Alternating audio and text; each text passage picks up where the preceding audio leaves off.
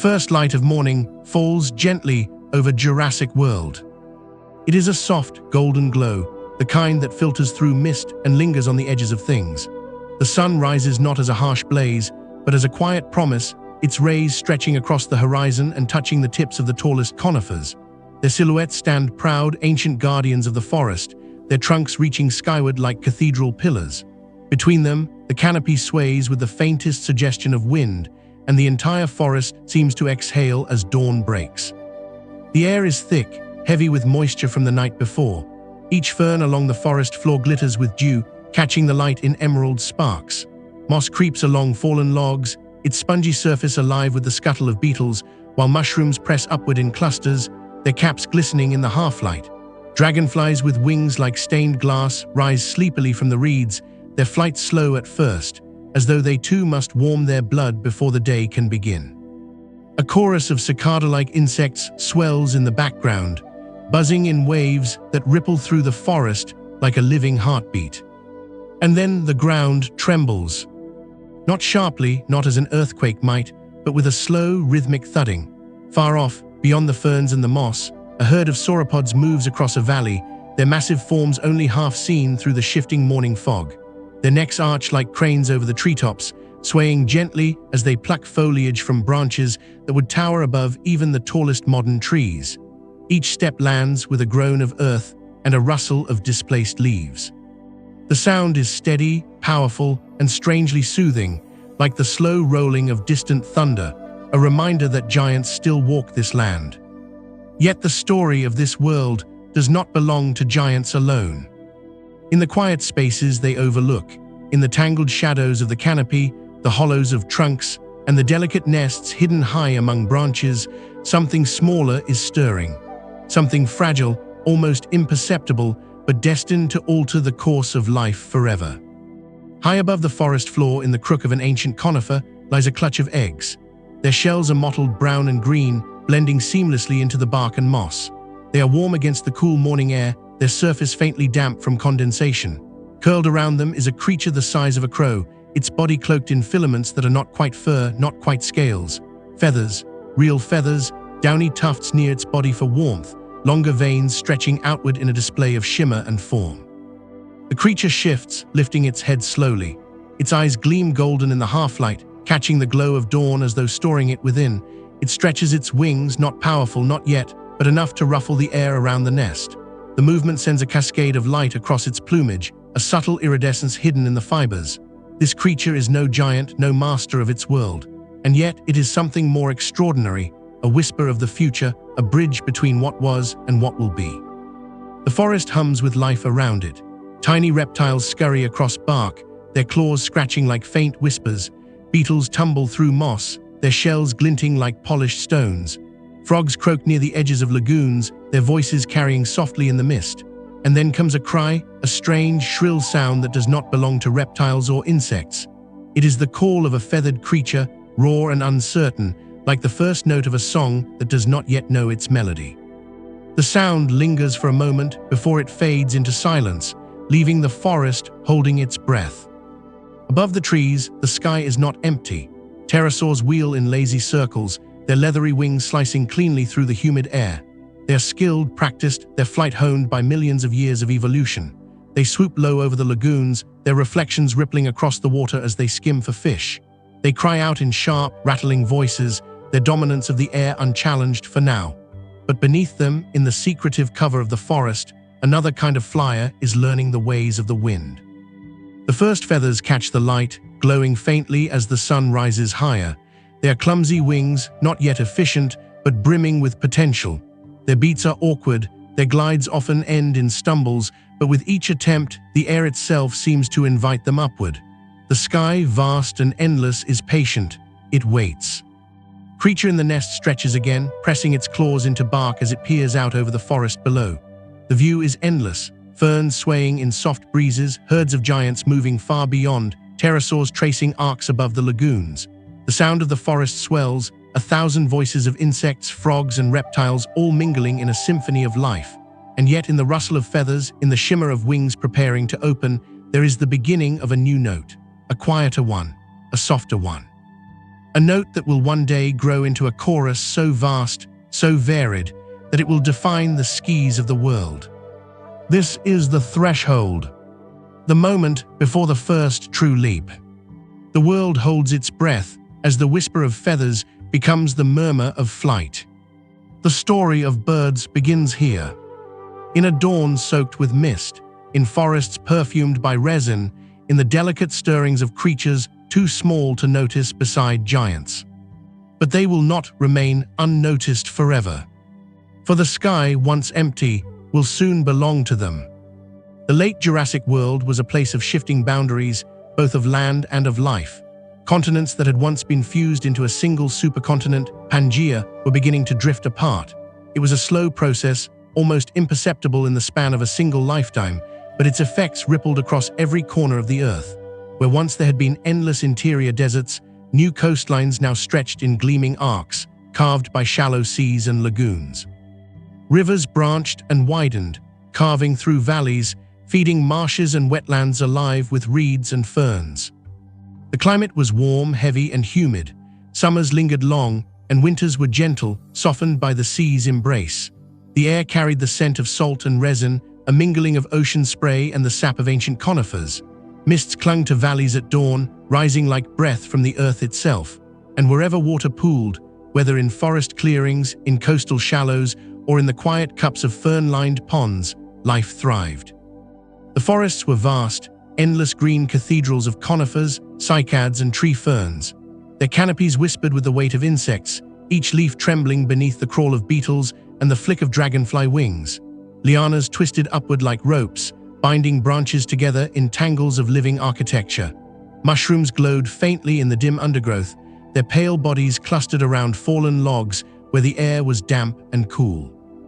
Every layer of the forest was alive, from the soil where worms burrowed to the treetops where new forms of life dared to move between branches. And then there were the dinosaurs. They dominated the landscape, vast and varied.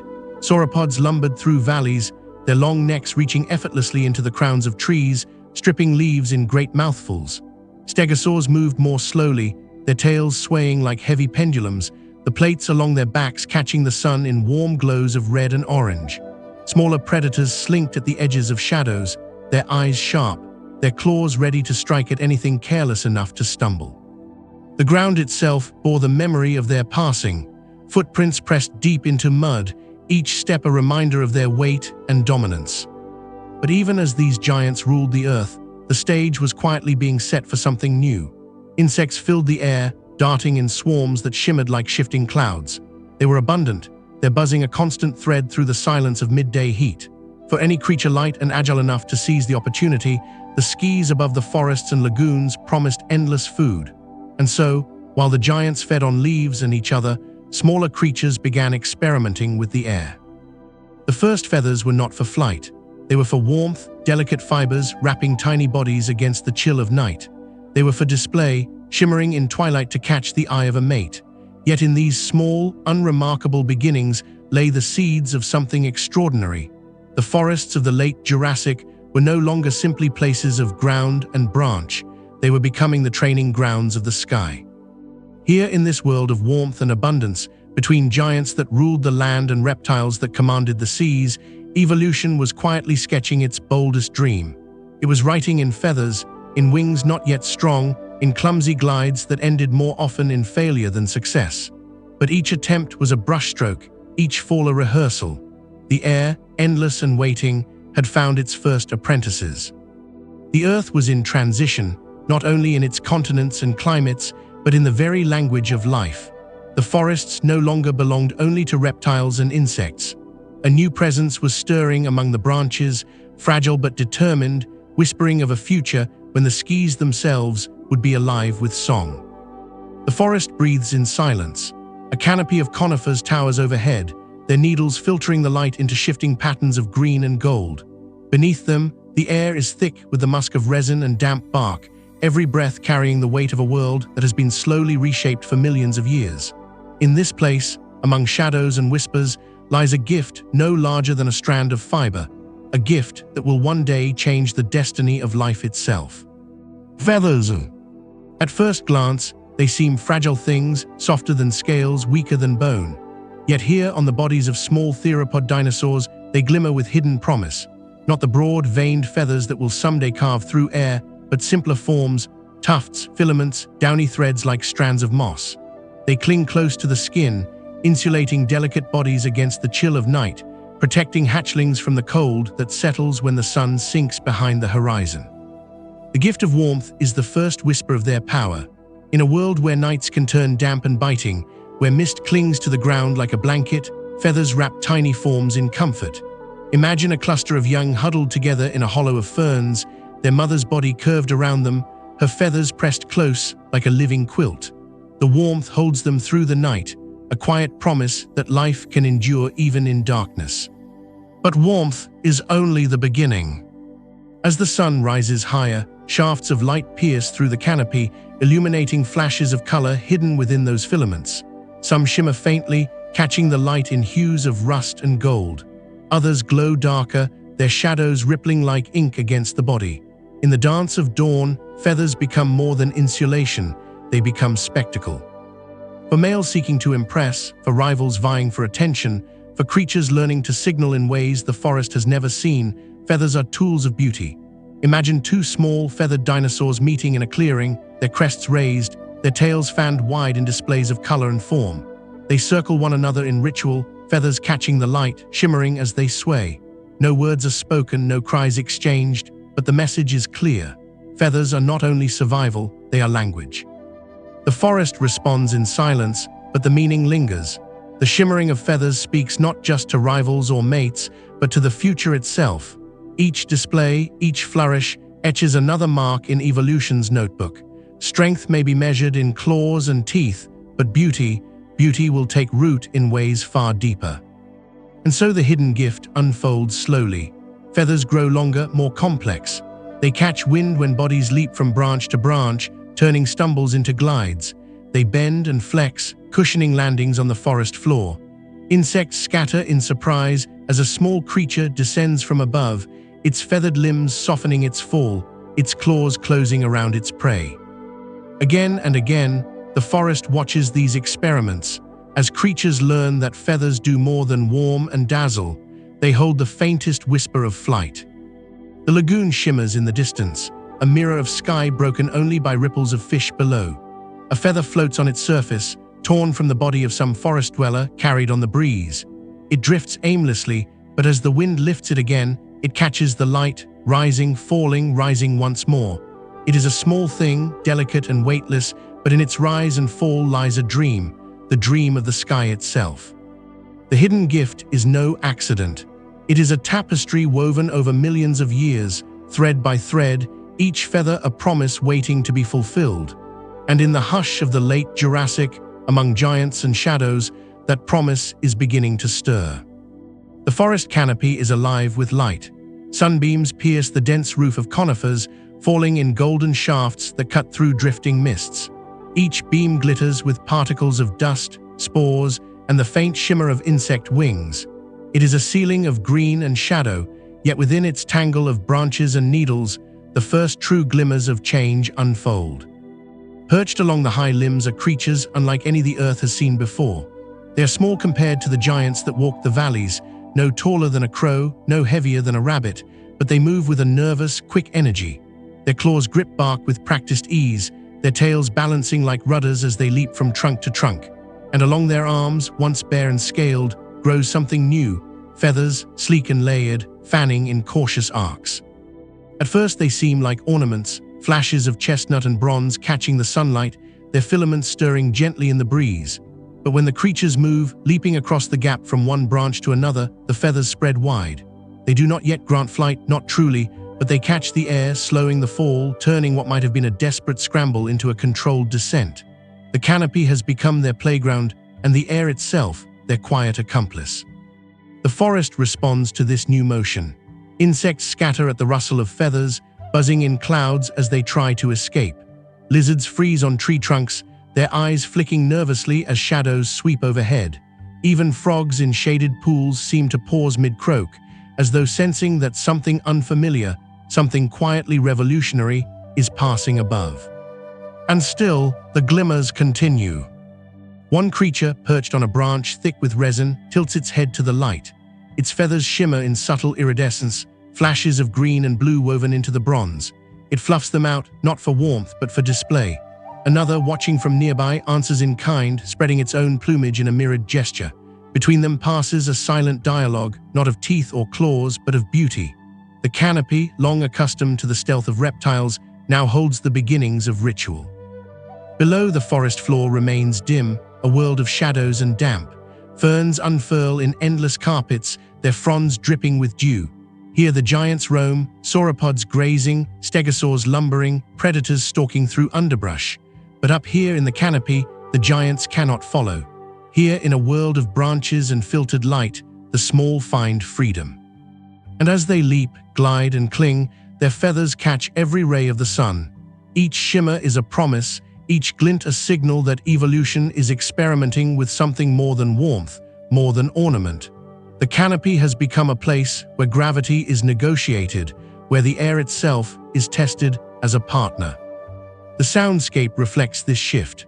Alongside the deep bellows of sauropods and the croaks of amphibians, there is now the sharp rustle of wings, not leathery like the pterosaur, but softer, a sound of layered fibers slicing air. It is a different rhythm, quieter, subtler, but one that will, in time, become the heartbeat of the skis. In the hush of the canopy, these glimmers are easy to overlook. They belong to creatures so small they vanish against the foliage, so fragile they seem to be swallowed by shadow. But the light tells a different story. Every feather that shines, every glide that carries them from one branch to another, is a signal of what is to come. The giants may rule the valleys, the seas may belong to reptiles, the rivers may teem with fish and amphibians, but here, above it all, the canopy is becoming something new. It is the cradle of wings, the place where the sky's first apprentices practice in secret. And though their attempts are small, clumsy, and fleeting, they carry with them a truth that will not be denied. For in every glimmer of feather in the canopy, the sky is already being claimed. The forest waits in stillness. High above the shadowed floor, the branches sway gently, their needles dripping with morning dew. Insects buzz lazily in shafts of light, their wings glinting like fragments of glass. And there, crouched upon a sturdy limb, a small creature hesitates. Its body trembles with the effort of stillness, muscles coiled tight, claws gripping bark. The air hums with anticipation. It is a simple choice, one branch to another, a gap not so wide. Countless reptiles before have made such leaps, claws outstretched, tails whipping for balance.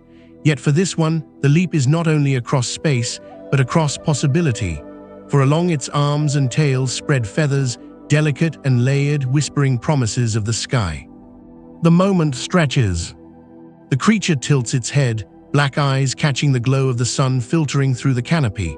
Below, the forest floor yawns like a cavern of shadow, a place where predators prowl unseen. The gap between branches is wide enough that a misstep could mean death. And yet, there is no fear, only a pause, a calculation etched in instinct. Then, with a sudden burst, it leaps. Claws release, muscles propel it forward. For a heartbeat, it hangs suspended, weightless in the air. And in that instant, the feathers unfurl. They do not beat, not yet, not with the rhythm of true wings, but they catch the air, splaying outward like open hands. The descent slows. The fall bends into a glide. The branch on the far side grows closer, closer, until claws once more find bark. The forest exhales. The leap is clumsy, the glide brief. A fall more than a flight, a stumble turned into survival. Yet it is enough. The creature chirps, a sharp, triumphant sound that pierces the hush of the canopy. Others stir nearby, heads lifting, eyes bright with curiosity. They too feel the tug of the air, the invitation of the leap. One by one, they try. Some succeed, gliding awkwardly to land in the branches beyond. Others misjudge, wings too small, feathers too sparse, landing in heaps of ferns below. Yet even in failure, something is gained. Every leap teaches. Every fall whispers to the body how to stretch, how to catch the invisible currents, how to trust the air itself. The canopy becomes a theater of first attempts. Feathers flare, tails fan, bodies twist and turn. Insects scatter in panicked clouds as these small dinosaurs dive and flounder through their world. The giants below scarcely notice, too focused on their endless grazing and hunting. But here, in the quiet kingdom above, a revolution is rehearsing in silence. The sky is not yet conquered, not yet even claimed. But in each leap, each glide, each trembling spread of feathers, a secret is being written into the memory of life. Muscles begin to shape themselves differently. Balance shifts. Feathers grow stronger, longer, more supple. Evolution takes notes, sketching and refining with every attempt. Imagine the forest at dusk, when the last light pours golden over the canopy. A dozen small shapes leap through the branches, their feathers glowing as they catch the light. For a moment, it seems as though the forest itself is alive with sparks, tiny glowing embers floating in the air. They are clumsy embers, fragile and fleeting, but they burn with a fire that will not go out. The first leap has been made, and though the distance crossed is small, though the air holds them for only seconds, it is enough to mark the beginning of a new path. A path that will stretch across millions of years, carrying these fragile creatures higher and farther, until one day they no longer fall at all. In the silence that follows, the forest holds its breath, for it has witnessed something that even the giants cannot undo. The earth has seen its first wings unfurl, and the sky has begun to answer. Night descends like a curtain. The last embers of daylight slip behind the horizon, and the forest exhales a long, cool breath. The canopy that gleamed golden only hours ago now darkens to a tapestry of shadows, stitched with the faint glow of moonlight. Mist curls upward from the damp ground, weaving through trunks like ghostly threads. The air changes, softer, cooler, filled with the hum of crickets and the distant calls of creatures who thrive in darkness. It is in this world of half-light and secrecy that the small feathered ones truly come alive. Their size, once a disadvantage in the daytime world of giants, becomes a gift here. They slip through the branches with quiet grace, their feathers muffling sound, their movements swift and darting. Predators with teeth the size of daggers still roam below, but in the dimness, their eyes are slow to track the quick flickers of shadow above. The canopy becomes a different kingdom by night. Tiny moths and insects rise from the undergrowth, swarming in clouds that glitter faintly in the moonlight. A feathered hunter perches on a branch, its eyes wide, reflecting silver as it watches the swarm. With a sudden leap, it bursts forward, feathers spreading just enough to guide its glide. Its claws snap shut around prey, and it vanishes back into the darkness with barely a sound. The gift of feathers reveals itself in new ways here. They are not only warmth and display, not only tools of gliding under the sun, they are cloaks in the night. Their soft edges break the air in silence, unlike the leathery wings of pterosaurs that flap noisily against the currents. In darkness, silence is survival. Silence is power. But the night is not only gentle. From the shadows below comes the slow rumble of something vast, a predator stirring, scales sliding against ferns, eyes glinting with hunger. A small feathered creature freezes, its body pressed against the bark, feathers flattened tight to hide its outline. The sound grows louder, closer, until a massive head lifts, sniffing the air. For a moment, the forest stills. The predator's gaze sweeps the trees, but the branches above give nothing away. The feathered ones vanish into shadow, their tiny bodies invisible in the weave of darkness. The giant passes on, unaware that the future of the skis clings just beyond reach. As the hours deepen, the chorus of the night swells. Frogs croak in steady rhythm, insects sing in constant drone, and somewhere far off, the piercing cry of a pterosaur slices through the silence. Yet among it all is a softer sound, almost too subtle to hear, the rustle of feathers shifting, the faint whisper of glides through the air. For those who listen closely, the night now carries a new voice. In a clearing, moonlight spills silver across the ground. Here, two small feathered forms emerge from the underbrush, their eyes reflecting like twin stars. They lift their heads, chirping softly to one another. In the pale light, their feathers shimmer faintly, glowing as if brushed with frost. They leap into the branches, vanishing upward in silence, leaving only the ripples of disturbed leaves behind. The night belongs to them in ways the day never could. Here they test their limits without the watchful eyes of the giants. Here they learn to glide farther, to leap bolder, to vanish swifter. The darkness becomes their ally, the shadows their sanctuary. And though they are still small, still fragile, they are writing a future that will outlast even the mightiest predators of their age. Above the canopy, the stars wheel slowly, ancient and indifferent. Yet if they could speak, perhaps they would whisper of what they see, not just survival, but possibility. The shadows of the night are no longer empty, they are filled with feathers, with quiet wings that are learning, little by little, how to claim the air. The canopy is not a sanctuary without dangers. Though the giants roam below, though the darkness of the forest floor shields the feathered ones from many threats, the branches themselves harbor predators of their own. Here, among the woven ladders of bark and leaf, lurk hunters that do not rely on size or brute strength, but on silence, patience, and sudden violence. The air in the canopy is different today, tense, as though even the wind hesitates to stir. A small feathered creature scuttles along a branch, pausing to probe at the bark for insects. Its feathers shimmer faintly in the filtered light, a glimmer against the green. It chirps softly, unaware of the eyes fixed upon it. High above, draped across a branch like a ribbon of shadow, lies a reptilian hunter.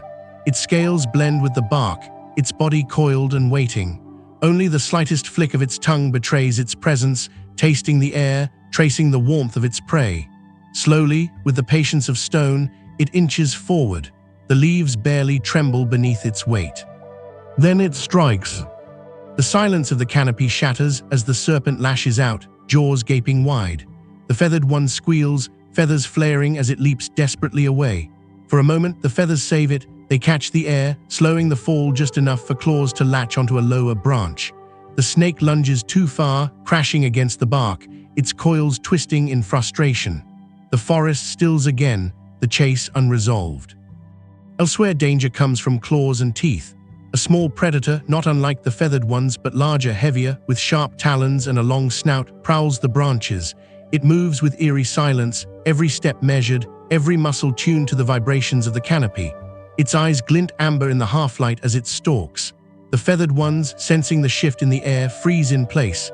They know these hunters well, their kin, their rivals. A sudden leap, the predator bursts forward, jaws snapping at a fleeing form. But once again, feathers intervene. The prey tumbles through the air, feathers splaying, turning what might have been a death fall into a glide. It vanishes into the dense ferns below, swallowed by shadow. The hunter snarls, tail lashing, denied its meal. The canopy echoes with the fadding rustle of feathers. Yet not all encounters end in escape. The forest bears witness to cries cut short, feathers scattered across bark, and the stillness that follows a successful hunt. For every leap that saves, there is another that fails. For every glide that carries safety, another ends in the jaws of waiting teeth. The canopy is a teacher, but it is merciless in its lessons. And so the feathered ones adapt. They learn to listen, not just to sound, but to silence, the pause in the insect's drone that betrays a predator's presence, the shift in shadow that means eyes are watching. They learn to leap not just for food or play, but for survival. Each failed escape sharpens instinct, carves caution into their bones. The canopy itself seems to respond. Branches become highways of risk and refuge, places where every leap is both opportunity and danger. The feathered ones grow more cunning, more agile. Their feathers thicken, their tails stiffen, their leaps extend. Evolution is forged in the tension between predator and prey, and the branches ring with the struggle of both. At twilight, when the sun sinks low and the canopy glows in amber fire, the forest holds a strange balance. The predators coil in shadows, waiting for the unwary. The feathered ones leap and glide, their feathers flashing like sparks against the dark. Each side shapes the other, locked in a silent pact of survival. And so the branches remain a place of peril, a place where silence can mean safety or sudden death, a place where feathers prove their worth, not as ornaments or whispers of beauty, but as shields of survival, the difference between being caught in jaws or carried by air. For in the branches, predators reign as much as prey, and it is here, in the crucible of danger, that the feathered ones sharpen their wings for the battles to come. Morning slides over the forest like a slow-spilled ribbon of light, and with it the canopy wakes to color. In yesterday's dusk, the feathered ones were silhouettes and whispers. Now, as the sun filters through conifer needles and fern fronds, their bodies bloom into hues the night could not hold. Rust and ember, moss and slate. Subtle violets nested inside soot black. Not gaudy banners yet, no peacocks in the Jurassic, but careful palettes that speak as much to shadow as to sun. A clearing sits like a shallow bowl among the branches, a lattice of limbs where the wind braids softly through needles. Here, as if by unspoken appointment, the small ones gather.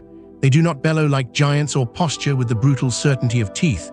Their language is light and angle, the tilt of a crest, the flare of a tail, the deliberate ripple of a wing.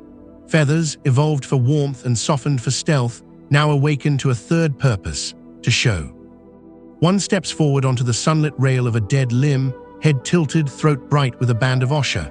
It lowers its body and lets the long filaments along its arms rise like a slow breath.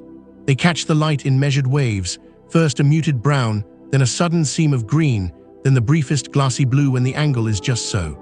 Another answers, fanning a tail edged with pale chevrons, each quill flicked in staccato beats that turn air into signal.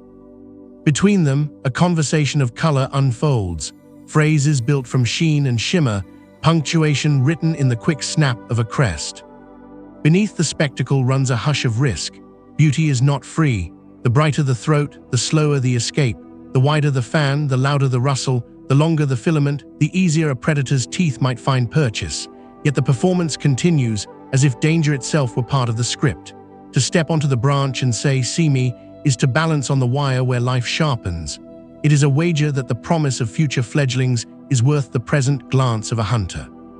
The clearing brightens. Mori gather at its edges, juveniles with uncertain shadows of adult plumage, elders whose feathers have faded to matte wisdom. Some bear simple down that drinks the light like velvet, others carry tidy veins with a sober gloss. A few display filaments split into fringes that ring extra whispers from the air. No two are exactly alike. Even where the same colors repeat, the pattern's cadence shifts. Bars closer here, a clean field there, a stray fleck like a star spilled onto a wing. The dance begins with posture. Bodies lower, tails stiffen into counterweights, toes grip bark with polite insistence. Wings unfurl not to fly but to frame, a living architecture of ovals and arcs that turns the performer into scene and stage at once. Steps follow, a cross-limb glide of feet so delicate it barely moves the bark, a slow rocking that makes the long arm feathers tremble like grass in wind, a side hop punctuated with a crisp wing tap that clicks like rain on hollow wood. Sound is part of it, but not shouting, quiet percussion. Feather on feather, claw on bark, a throat note held just long enough to color the air. Watch how the light partners with them. A turn a degree too far and the wing dulls to brown, a turn back and a river of green runs its length. The performers learn the map of brightness, where the sun slices through a torn seam of needles, where a reflective patch of resin makes a secret mirror. They place themselves inside those beams the way a storyteller places a pause, letting shine stand in for adjectives. The canopy, once only a highway of escape, becomes a stage that cooperates, angles rehearsed, shadows remembered. At the rim of the clearing, a young one shivers. Its plumage is in between, a mosaic of down and the first honest veins that have yet to decide on their final colors. It tries a small fan, awkward, endearing. The filaments snag on a twig and it startles, hopping sideways with a squeak that would feed a hunter if a hunter were listening.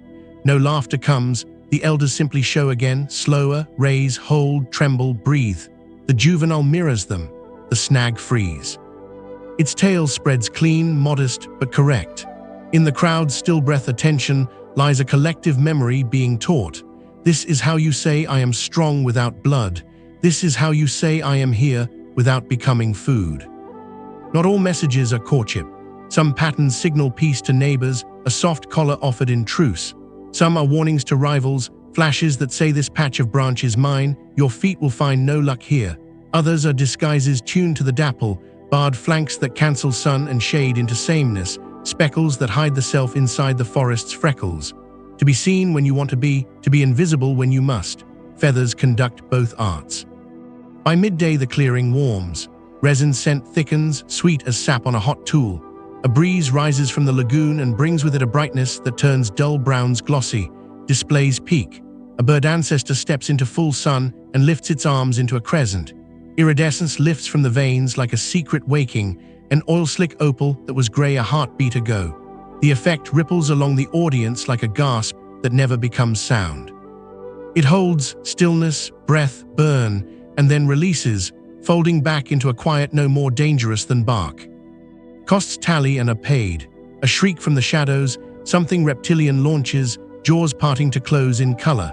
The crowd collapses into motion, displaying folding into flight's rehearsal. Some drop and plane to safety, some freeze and vanish into pattern, one bolts too late and pays the price the forest always demands. Feathers tumble in the air, twisting toward the forest floor like scorched snow. For a time the stage is empty again, and in the hush that follows the survivors learn. Bright here, but not here. Show long, but not long. Beauty lives, but only with guardrails memorized. Afternoon softens toward amber and the dance returns, tempered now, less bravado, more finesse. Mates choose with the cool patience of those who have seen many seasons and know that shine without stamina fades. They watch who keeps balance when the wind gusts, who can hold a posture after a long run from danger, who listens to the forest's silence and arranges their feathers to match it. Selection is not a judge's ribbon, but 1,000 tiny votes made by eyes that must sleep again tonight without being found. As the sun leans toward the rim of the world, the clearing loosens into rest. Preeners work methodically through the day's fraying, barbs teased back into zipper-tight arrays, dust shaken from covert feathers, broken filaments plucked with the solemnity of gardeners taking spent blooms. The small ones turn their heads in impossible arcs, beaks combing order into edges. Each stroke writes tomorrow's sentence. When light returns, I will say myself again. Dusk comes, the last performance is almost invisible, shadows showing to shadows, patterns meant for eyes near and dear. A muted flare, a half fold, a note given nose to nose like a secret. The clearing empties without noise, as if the dance were always a rumor. Only a few stray feathers remain caught on rough bark, a handful of notes pinned to the stage to prove a song was sung. The forest darkens. Somewhere below, giants turn in their sleep. Somewhere above, the first stars stitch old roots across the sky. Between them, the feathered ones settle, warm, unseen, colors folded into quiet. Tomorrow they will shine again, and a little brighter, and a little wiser about where light helps and where it kills. This is how beauty survives in a world that does not coddle it.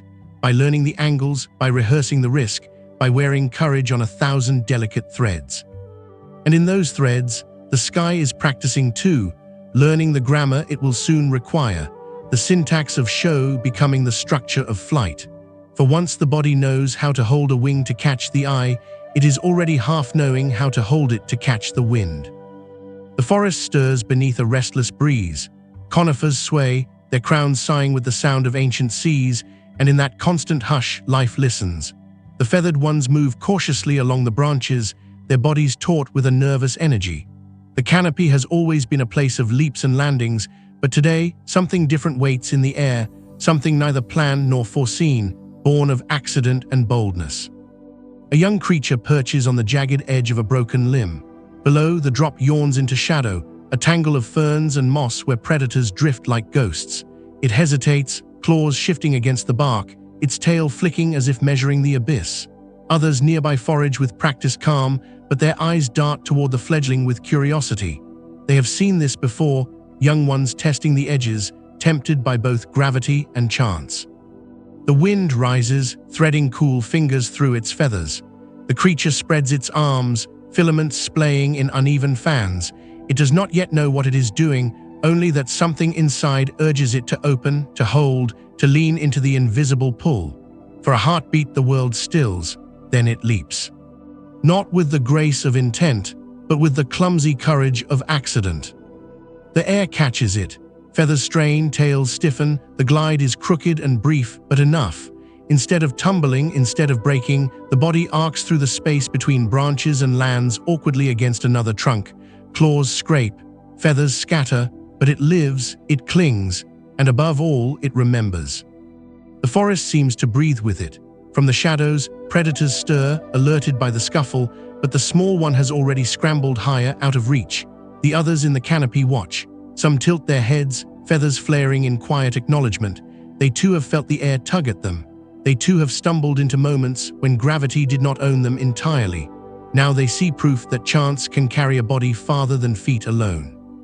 Again and again it tries, each leap a negotiation with the void, each fall a lesson. Sometimes the air cradles, sometimes it betrays. Sometimes a branch comes too soon, sometimes too late. But each attempt leaves its mark, not in feathers, not yet in form, but in the memory of motion. Muscles learn where balance hides. Tails learn to steer, even if clumsily. Feathers, once only warmth and color, whisper hints of lift. Chance repeated becomes practice. Practice repeated becomes change. And chance does not play favorites. Another, larger one attempts the same bold leap and fails, vanishing into the ferns with a cry that echoes like torn fabric. Silence follows, then the crunch of jaws, then nothing. The survivors still. The cost is real. Not every gamble pays, but the memory of the small one's crooked glide lingers stronger than the echo of failure. Evolution writes in blood, but it never erases. In time, the forest grows accustomed to these experiments. Where once branches were only roads, they now become launching grounds. The young seek the higher limbs, daring each other with reckless courage. The old watch, feathers sleek tight, knowing the danger but powerless to still it. Yet even they cannot deny the pattern. Some who leap survive more often, escape more quickly, feed more securely. The canopy changes in turn. Paths once walked slowly by claw now become highways of air. Leaves rustle with the sound of bodies tumbling not just down, but across. The forest floor, once an end, becomes another layer of escape, another chance to climb and try again. Life begins to flow not only along bark and soil, but through the invisible rivers of wind. At dusk, when the amber light slants through the needles, one small feather drifts downward, separated from its owner by accident. It twirls in the air, spiraling lazily, catching the fading glow. The wind carries it farther than any leap could have, further than roots and trunks could measure. It lands softly on a fern, untouched, a whisper of the sky's future resting in green silence. For now, wings are still clumsy things, more hope than mastery. But chance has opened a door. And through that door, the forest begins to dream, not just of climbing, not just of gliding, but of flight itself. Morning unfurls like a quiet banner, pale light unrolling across the canopy until every needle, every fern tip glints with a dew-bright edge. The forest sounds different today, familiar, yet tuned a half-step higher. In the hush between insect drones and distant bellows, there is another timbre, a thinner, brighter thread of sound, like wind passing a reed. It is not the leathery thrum of pterosaurs over the lagoons. It is softer, fibrous, the breathy syllables of feathers speaking to air. A small figure waits on a rough slick with resin. It is older now than the fledgling that tumbled weeks ago. Its body carries the tidy strength of repetition. The tail is a straighter rudder. The arm feathers lie in clean, overlapping ranks, each barb latched to its neighbor, as if the wing were a careful book closed on a secret. Even the feet cling with a practiced poise, a dancer's awareness of what weight does to wood. Downslope, a breeze climbs the valley, a cool river with no water. It threads the trunks, samples the undergrowth, finds the broken edges of limbs where sap beads like amber tears. When it reaches the waiting figure, the feathers answer it, lifting not with panic, but with a poised readiness. The creature leans forward, not into emptiness, but into a felt shape in the air, a curve it has learned by doing. It steps, drops, opens. The first meters are a memory written into muscle. Arms raised to meet the flow, tail trimming, legs tucked to quiet their drag. The body finds that thin, sweet angle where falling loosens into sliding. Leaves rush past as green blurs. Sunlight beads along the leading edge of the wing. A twig threatens, becomes nothing. The glide presses longer than accident and better than luck. It is not flight, no, there is no strong beat yet, no climb, but it is mastery enough to choose a line and keep it. The landing is a hush of claws and breath. The branch takes the weight and trembles. A hush follows, not of fear, but of confirmation. Behind, another tries and another, a string of bodies inscribing the same wide letter through the air, each adjusting by a finger width the way a scribe corrects a stroke. Some come in too steep and drag their tails, some float too high and stall. One misjudges and swings under the branch in a dulled pendulum arc before scrambling up, embarrassed but whole. The canopy receives them all and keeps its counsel. Echoes begin to gather, not sound alone, the echo of a path used, a current remembered, a turn practiced until the air itself seems to suggest it. By midday, the roots are visible to any eye that knows how to see them, faintly brushed corridors between boughs, lanes where leaves are scuffed and resin is nicked, arcs where the wind tends to run smooth. The forest grows its own invisible map, and the feathered ones learn to read it without a word. Across a gap, an older creature waits in a pocket of shade. eyes following the gliders with a patience that looks like stillness and is actually accounting. When the breeze dips, it dips. When it rises, the tail lifts a finger's breadth. It has learned the quiet art of timing, how nothing in the canopy happens alone, how one guest will answer another after the stretch of a heartbeat, how heat shimmers off a sun-baked trunk to give a brief lift you can bank like stolen change. When at last it moves, the passage is not long, but it is clean, and when it folds its wings again, no leaves complain. Hunger makes the next lesson sharper. Insects crown a shaft of light like dust turned alive. A young one, half bold and half starved, launches toward the swarm with the reckless certainty of appetite. The first reach misses and sends it yawing. Instinct flares, tail hard over, wings tilt, the slip becomes a turn. It wheels clumsily once, twice, then steadies into a shallow arc that corrals the glittering cloud toward a stillness. The beak snaps once. A prize vanishes with a sound like a small click. Surprise and delight flash through its body. The next turn is smoother. The sky gives what the ground never did, a way to steer prey into your mouth. By afternoon, the day's heat lifts thin veils from the bark, faint wavering river lenses that make distance dance. The air grows trickier, elastic in places, heavy in others. Errors appear where there were none in morning, landings that slap, branches that refuse to meet the claw. The feathered ones slow, sense first. They test edges with small, tasting drops before committing. They learn the different vocabularies of warmth, how a sunlit limb roils air like water over stone, how a shaded culvert can be a cold hole that steals speed, how the skin knows a good gap even when the eyes are still unsure, a prickle along the arm feathers that says not yet or now. And then the echo changes from practice to invitation. Over the canopy's crown, a pterosaur sketches a high loop, its shadow briefly measuring the small world below.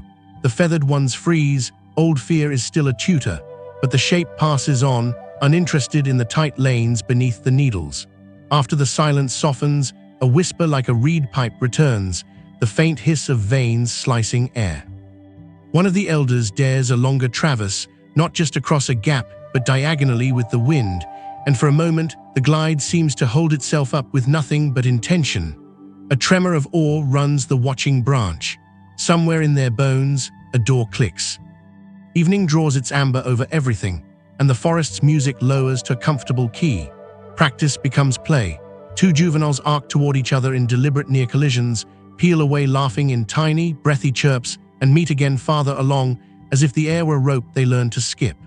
A third discovers the trick of dropping belly low to skim a wash of cooler air that clings above a slow stream. The sudden speed makes its tail sing like a thin bow on string.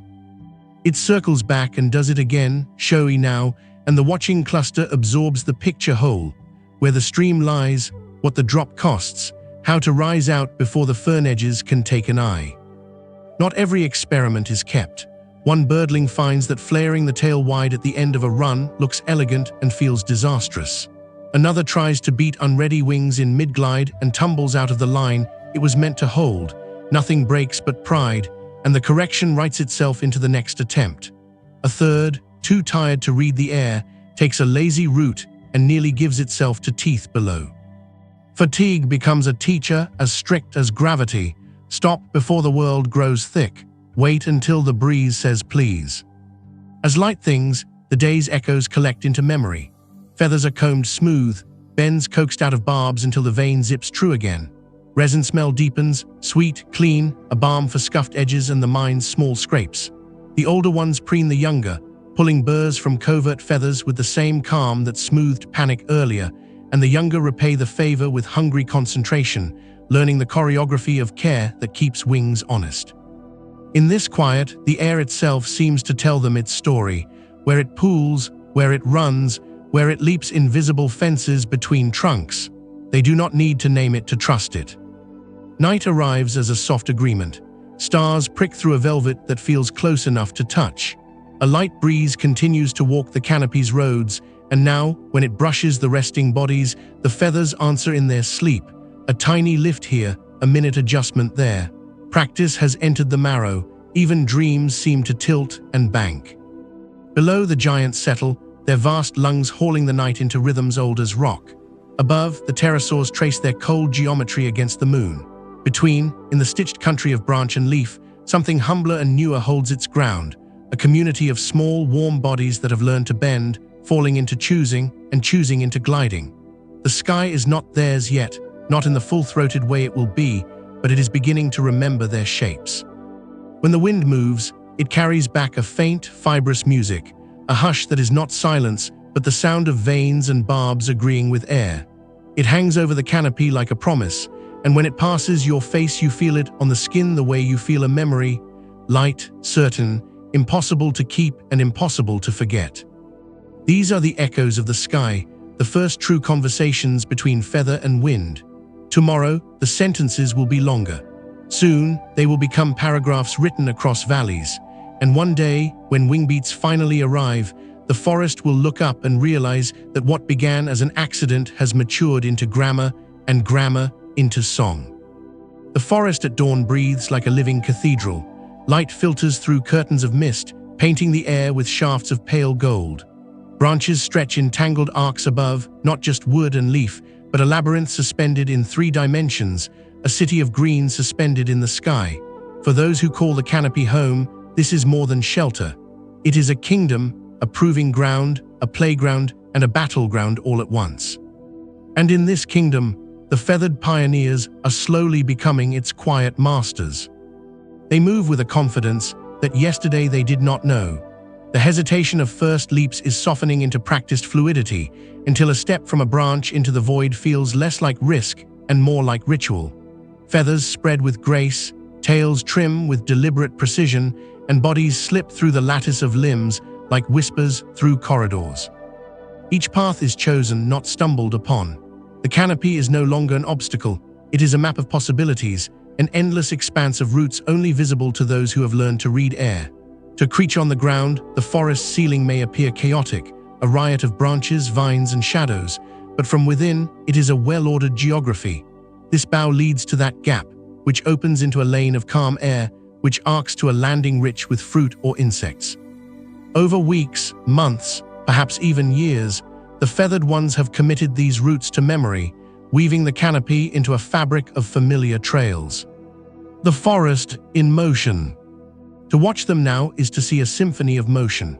A juvenile glider springs from one tree to the next, its feathers flexing like sails, adjusting for the slightest shift in breeze. Behind it, another follows the same arc but refines it, turning a sloppy glide into something elegant. By midday, the air is busy with crossings, creatures carving graceful lines through the forest's green volume, as if the canopy were a great stage upon which a silent dance is performed. The canopy is a place of layers. Some prefer the higher roads, flirting with sunlight and the winds that carry scent for miles. Others haunt the middle bands where shadows break into shifting dapple, perfect for concealment. Still others creep through the understory just below the main ceiling, where the air is heavier, the glides shorter, the landings closer together. Each tier has its own laws, its own risks and rewards, and in time each feathered lineage will find the level where it thrives best. Feathers as tools. Feathers have become more than mere warmth or decoration, they are tools of mastery. Some are specialized for steering, broad and stiff, spreading like the blades of a fan to carve sharp turns. Others are long and slender, flexible enough to whisper with the air, giving not just descent but direction. A tail, once only a balancing rod, now flicks left or right as a rudder, marking the difference between a safe landing and a dangerous fall. Even preening, once just maintenance, has grown into an art. At dusk, small clusters gather on wide, sturdy limbs to smooth and arrange their plumage. Every barb combed into place is a promise of control tomorrow. It is as though they know, a frayed feather is more than untidiness, it is a risk, it is chaos stitched into their wings. Predators above, predators below. Yet to master the canopy is not to own it without challenge. The forest is alive with eyes. Snakes coil silently in gaps between limbs, waiting for the careless. Small predatory mammals, agile and clever, prowl the branches under cover of shadow. Above, the sky itself sometimes threatens as a pterosaur dips too low, scanning for motion. The feathered ones survive not by size or strength, but by agility, the ability to vanish into the lattice of leaves, to slip where wings of leather cannot follow, to dart sideways when a claw reaches forward. These dangers are no longer just threats, they are part of the training. Every chase teaches sharper turns, every escape refines awareness. A predator lunging through the canopy is as much a sculptor as a hunter chiseling reflexes into something keener. The first teachers. Among the flocks, elders emerge, not in age alone but in skill.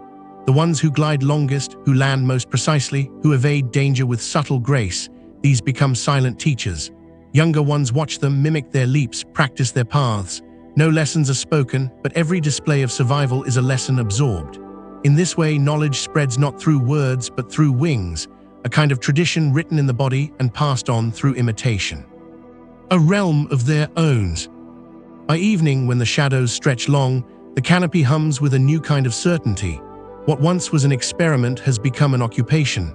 These creatures are no longer awkward apprentices of air, they are craftsmen shaping it. Each glide, each landing, each swoop through the branches is another stroke of a paintbrush across an invisible canvas, a work of art that only the forest can witness. From below, the giants still rule, the thunder-footed sauropods shaking the earth, the predatory carnivores that prowl with heavy jaws and terrible grace. From above, the pterosaurs still draw their vast lines across the open heavens. But here, in this liminal space between ground and sky, a quieter empire grows, an empire of feathers and breath, of skill learned one leap at a time. The canopy belongs to them now, and though the world does not yet recognize it, the mastery they weave among branches is the foundation of something greater. Someday, these quiet rulers of the trees will claim the true sky itself. For now, they reign over their woven kingdom of wood and leaf, where air is both pathway and promise. The canopy is safe. It is a fortress of needles and shadows, a place where branches weave together like walls and every gap can be leapt with care. Here, predators are foiled by quick escapes into the green maze, and the ground, with its lurking jaws, feels far away. For many, this world of limbs and leaves is enough. Yet for some, there is a restlessness that cannot be quieted. It begins with curiosity. The young perch at the highest tips of conifers, where the needles thin and the wind presses stronger.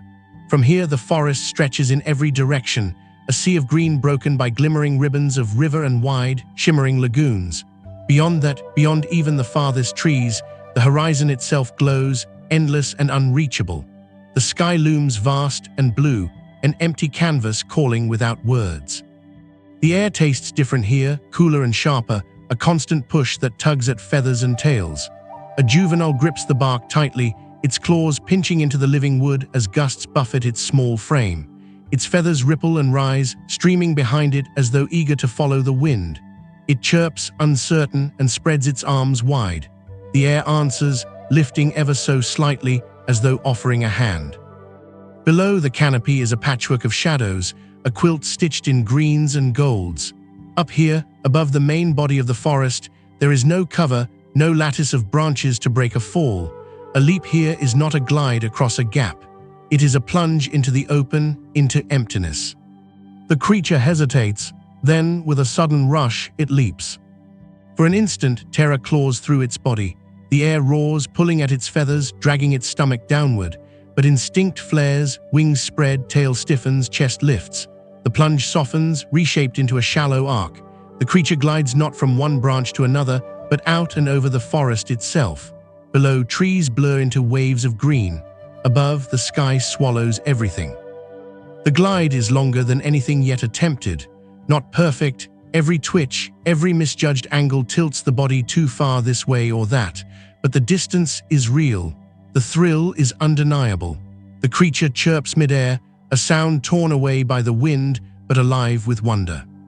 When it lands awkwardly in the upper branches of another conifer, its heart races. Its feathers are ruffled, some bent out of line, but its eyes burn bright. Others, watching from safer perches, tilt their heads. They have seen something new, something that stirs a hunger deeper than food. The pull of the open sky grows stronger with each attempt. Day by day, bolder individuals climb higher, testing themselves against the wind. Some fail, falling too steeply and scrambling back up through the understory. Some succeed, carving longer arcs that brush over the crowns of trees before slipping safely into the canopy again. The forest becomes filled with whispers of these experiments, new trails etched not between branches, but above them. The call of distance. The open sky offers more than thrill. It offers shortcuts. A glide across the canopy can cover the distance of many branch leaps, saving time and energy. Insects drifting above the treetops become easy prey, scooped from the air mid-flight. And most importantly, danger is avoided.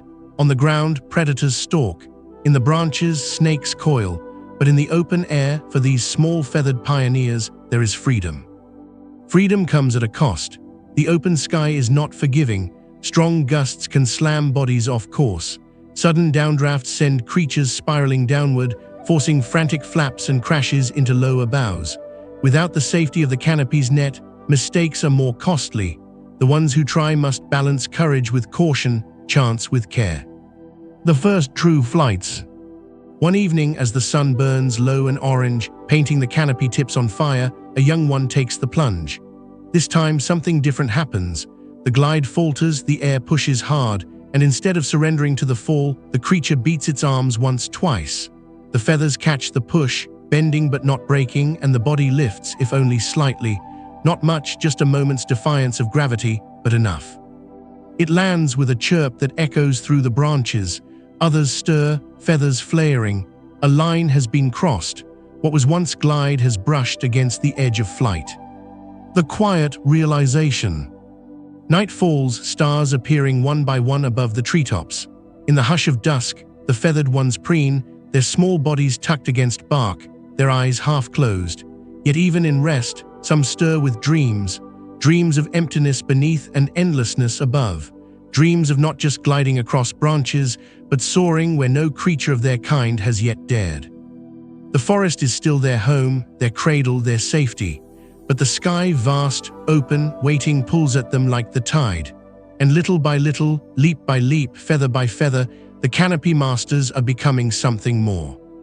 The air has begun to teach them its secrets. And soon, they will answer not just with glides, but with wings. The forest is still the heart of their world, but the sky whispers promises of something more. And at the edges of this green kingdom lie places where land falls away into stillness, where trees give way to wide lagoons, winding rivers, and shallow seas. Here, the air feels different, open, vast, with nothing to catch or cling to. To leave the forest for these margins is to step into a new and dangerous theater. The canopy ends abruptly, its last branches stretching over a mirror of water. Below, the lagoon shimmers in sunlight, broken only by ripples of fish or the distant splash of a reptile surfacing for air. Dragonflies dart above its skin, their translucent wings glittering like sparks. The surface reflects the sky so perfectly that it feels as though the world has doubled, sky above, sky below, and to leap into it is to leap into infinity. The first hesitations. Feathered ones gather at the water's edge, clinging to exposed branches that jut over the lagoon. They chatter nervously, heads tilting, eyes scanning the great emptiness. To glide across forest gaps is one thing, branches always wait to catch them. But here, the distance is unforgiving. A mistake means plunging not into a soft bed of needles and ferns, but into water, heavy and alien, where claws grip nothing and where predators may lurk unseen. A young one tests the edge. It steps forward, feathers splayed, and leaps. The air roars as it always does, but now there is no canopy to break the fall, no lattice of leaves to correct mistakes. Its glide is long, stretched thin by the empty span, and when it lands in the tangled crown of a tree across the lagoon, it clings desperately to bark, panting with effort. Behind it, the others stir. It can be done. Dragonfly lessons. The lagoon is alive with motion. Enormous dragonflies, their wingspans as wide as outstretched hands, hover and dart, their buzzing hums echoing across the water. For the feathered ones, these insects are both a temptation and a teacher. To catch them requires timing, control, and courage. Some lunge clumsily, failing and splashing into the water, scrambling back with soaked feathers. Others succeed, snapping at the dragonflies mid-glide, tasting the reward of their daring. Every attempt sharpens their skill. They learn to adjust wings for speed rather than distance, to angle tails for sudden turns, to strike quickly before momentum falters. The lagoon becomes not just a barrier, but a classroom, each crossing a lesson written in wind and water. Predators below. But the water is no passive mirror. Beneath its shining skin, dangers stir. Crocodile-like reptiles drift silently, their eyes breaking the surface only in glimmers. Sometimes, as a feathered creature splashes clumsily, a shadow shifts below and jaws snap shut with terrifying speed. The survivors learn quickly, the open water is not to be trusted. Flight must be clean, precise, certain. Failure is not an option. These predators shape behavior as much as hunger or curiosity. Fear drives innovation. Each leap becomes sharper, more deliberate, each glide refined into something stronger than instinct. Wings against the horizon. There are moments, though, when danger feels far away and the air itself seems to carry them. One evening, as the sun bleeds red into the lagoon, a group gathers at the highest branches above the water. One after another, they leap, not merely gliding across to the opposite bank, but tracing long arcs that skim the glowing reflection of the sky below. Their shadows dance on the surface as though flying in two worlds at once. Here at the boundary between earth and water, they discover new freedom. The openness of the lagoon grants them longer practice runs, greater sweeps of air to test and refine. Some beat their wings once, twice, tentative but real, climbing slightly before landing. Each attempt stretches the line between gliding and true flight. A new frontier. By nightfall, the forest is alive with calls. The pioneers return, feathers damp with spray, eyes bright with triumph. They have ventured beyond the canopy, tested themselves against open air and survived. And more than survived, they have begun to thrive. The lagoons and rivers are no longer boundaries, but bridges. The feathered ones cross them to hunt, to explore, to seek new roosts. Each crossing chips away at fear, replacing it with familiarity, then confidence. The open spaces are no longer emptiness, they are opportunities. The sky beckons. The forest raised them, the canopy trained them, but the waters have shown them something greater. The sky is not just a place above, but a pathway. It is not merely a span to be crossed, but a realm to be claimed. Above the shimmering lagoons, under the burn of the late Jurassic sun, the small feathered creatures begin to stitch their lines across the air. The first stitches are clumsy, uncertain, but in time they will weave a tapestry that stretches not just over water and forest, but over the world itself. The pull of the open sky has become irresistible, and now, at the edge of water and wind, the pioneers have begun to answer it with wings. The forest is never silent. Even in the hush before dawn, the air hums with life. The chirr of insects, the drip of dew from leaves, the distant bellow of some great beast stirring in the undergrowth. Yet amid this chorus, something new begins to thread itself into the soundscape, a music that rises not from leaves or thunder, but from feathers and throats, from creatures learning to claim not only the sky with their bodies, but with their voices. The first cries.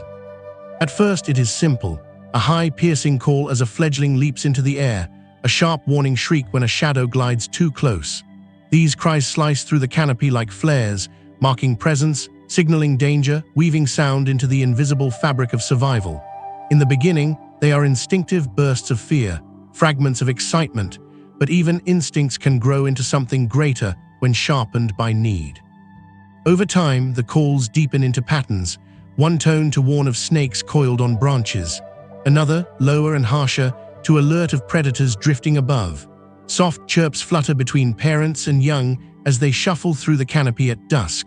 Already, the forest is beginning to learn a new language, one carried on air and shaped by feathered throats. Echoes across the lagoon. Over water, the voices grow louder, bolder. The lagoon reflects sound as much as light, carrying calls across its shining skin. At twilight, a chorus rings out from opposite banks, shrill notes answered by softer, trilling replies.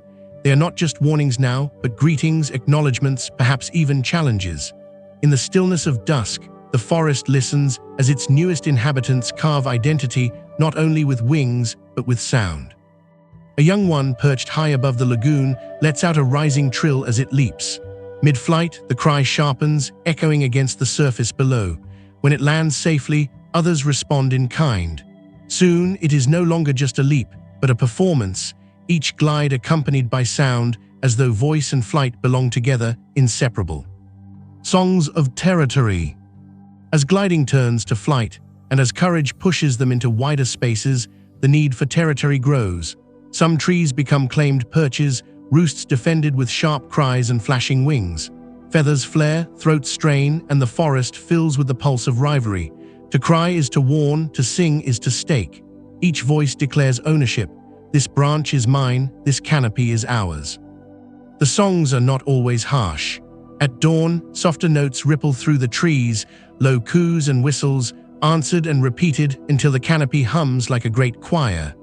These are not warnings, but invitations, calls of recognition, bonds stitched together by sound. The dance of plumage and song. In the clearings where sunlight pools, the displays of feathers, those bright fans of color and shape first shown in Chapter 7, are now paired with cries and trills. A flick of a tail feather is matched with a short, rising note. A spread of wings comes with a warbling trill. The performances grow elaborate, part dance, part song, part survival. Those who display most boldly attract not only mates but attention, both welcome and dangerous. The forest watches and predators wait, but the song cannot be silenced. For these creatures, beauty and risk are now entwined. Voices in the night. When the canopy darkens and the moon lifts, the forest still rings. Some voices become soft murmurs, guiding families back to shared nests. Others become sharp, defiant cries in the dark, declarations that even under shadow, they hold their place. The songs ripple outward, blending with the buzzing of insects and the distant croak of amphibians, until the night itself feels alive with layered voices. It is not yet music as we know it, but something close, an emergent chorus, raw and unrefined, but already shaping the way these pioneers live and move. The promise of song. Feathers gave them warmth, feathers gave them lift, now voices give them presence. Through cries and calls, through trills and whistles, they are beginning to write the first score of the skis. Someday these sounds will evolve into the songs that greet modern dawns, the warble of sparrows, the haunting call of cranes, the liquid flutes of thrushes. But here, in the late Jurassic, it begins humbly, with cries of survival, with shrieks of rivalry, with soft, tentative notes shared between kin. The air is no longer only a pathway for wings. It has become a stage for sound, and as wings spread farther, so too will these voices, until both song and flight belong to the skis. The skis are not empty.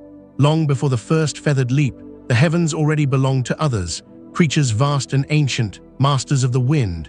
Pterosaurs with wings of stretched membrane and bodies built for soaring carve their shadows across the land and water.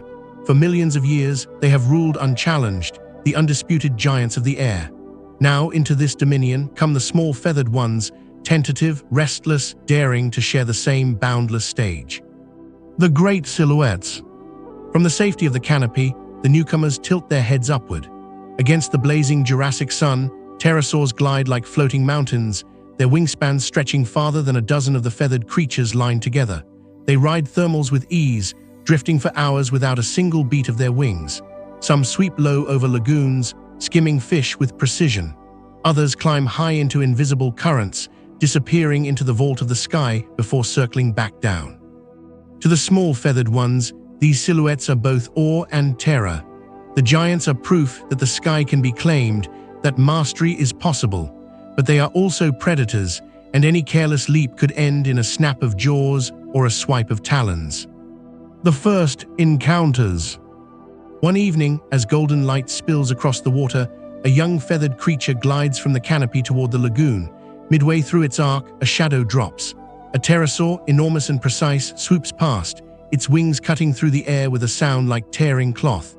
The draft of its passage sends the smaller creature tumbling, feathers flaring wildly as it scrambles for control. It lands in a spray of needles, shaken but alive. From above, the giant hardly notices. Yet not all encounters end so indifferently. Sometimes, a curious pterosaur tilts its head and dives closer, jaws opening in a quick strike. Sometimes, the forest canopy echoes with panicked cries as the small ones scatter, vanishing into the safety of shadows while the giant sails away, unbothered, unchallenged. Learning the currents.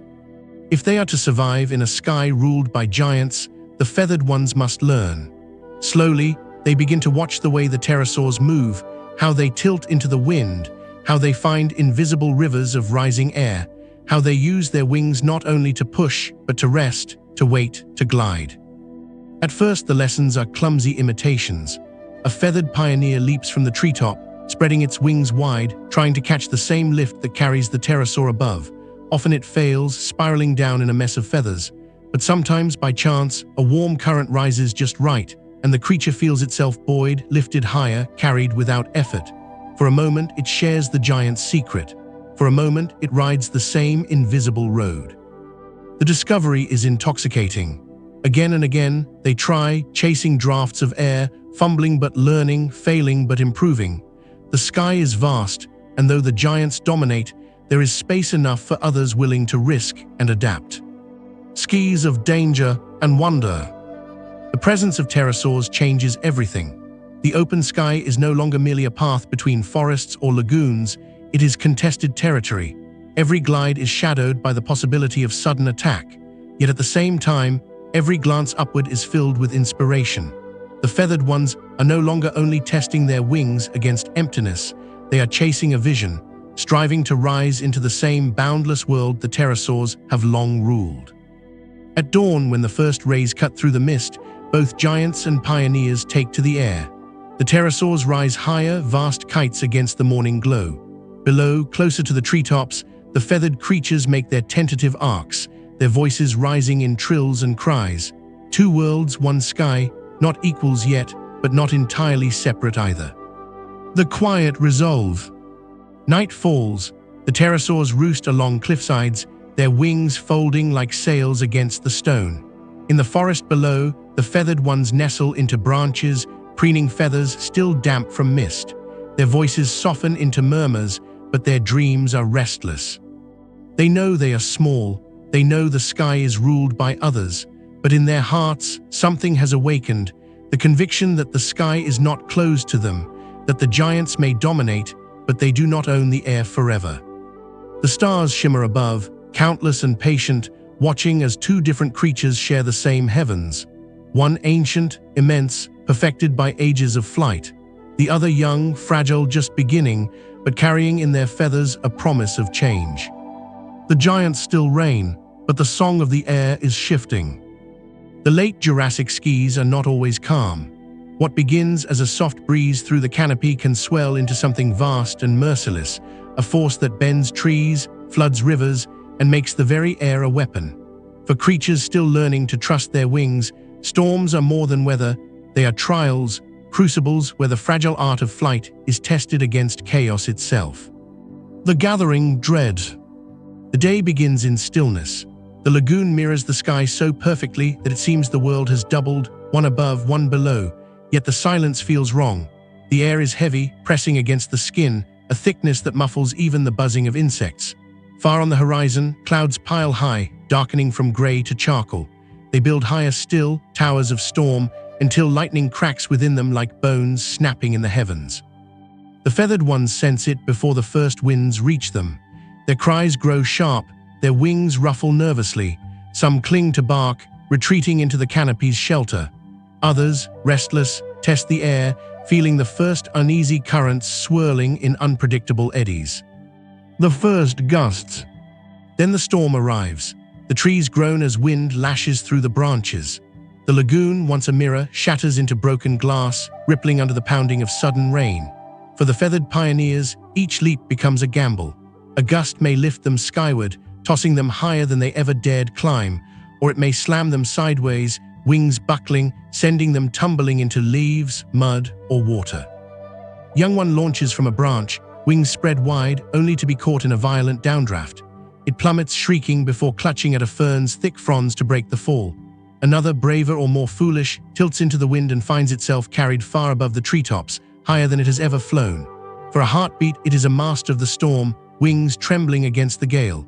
But the air shifts, the lift falters, and it spirals back, landing in a spray of needles and broken twigs. Lessons of chaos. The storm teaches quickly and without mercy. Wings too stiff snap under pressure. Feathers unkempt from lack of preening cling together with rain, robbing flight of its grace. But those who adapt, those who bend their wings into the gale, who use tails as rudders, who trust the air's violence rather than fight it, survive. In the storm, flight ceases to be performance. It becomes raw survival, a battle of instinct and courage. Each moment aloft is a test of balance, of knowing when to fold wings tight and drop into the safety of branches, and when to spread them wide to ride a gust out of danger. Lightning and shadows. The sky itself becomes a battlefield of light and dark. Lightning tears the heavens open, illuminating vast pterosaurs soaring above the chaos, their colossal wings steady even in the gale. To the small feathered ones, these silhouettes are both terrifying and inspiring. The giants endure the storm not by resisting, but by yielding, by flowing with the air's fury. Down below, the feathered pioneers mimic them, clumsy but determined, tilting into winds, catching brief lifts between torrents of rain. Their cries pierce the storm, sharp and defiant, each note a declaration that they too will endure. The calm after. At last the storm passes. The clouds thin, the rain slackens, and the sky breaks open in golden shafts of light. The lagoon, churned and restless, slowly stills. Trees drip with silver threads of water. The forest is scarred, branches broken, nests scattered, but alive. The feathered ones emerge from their shelters, wings heavy but intact.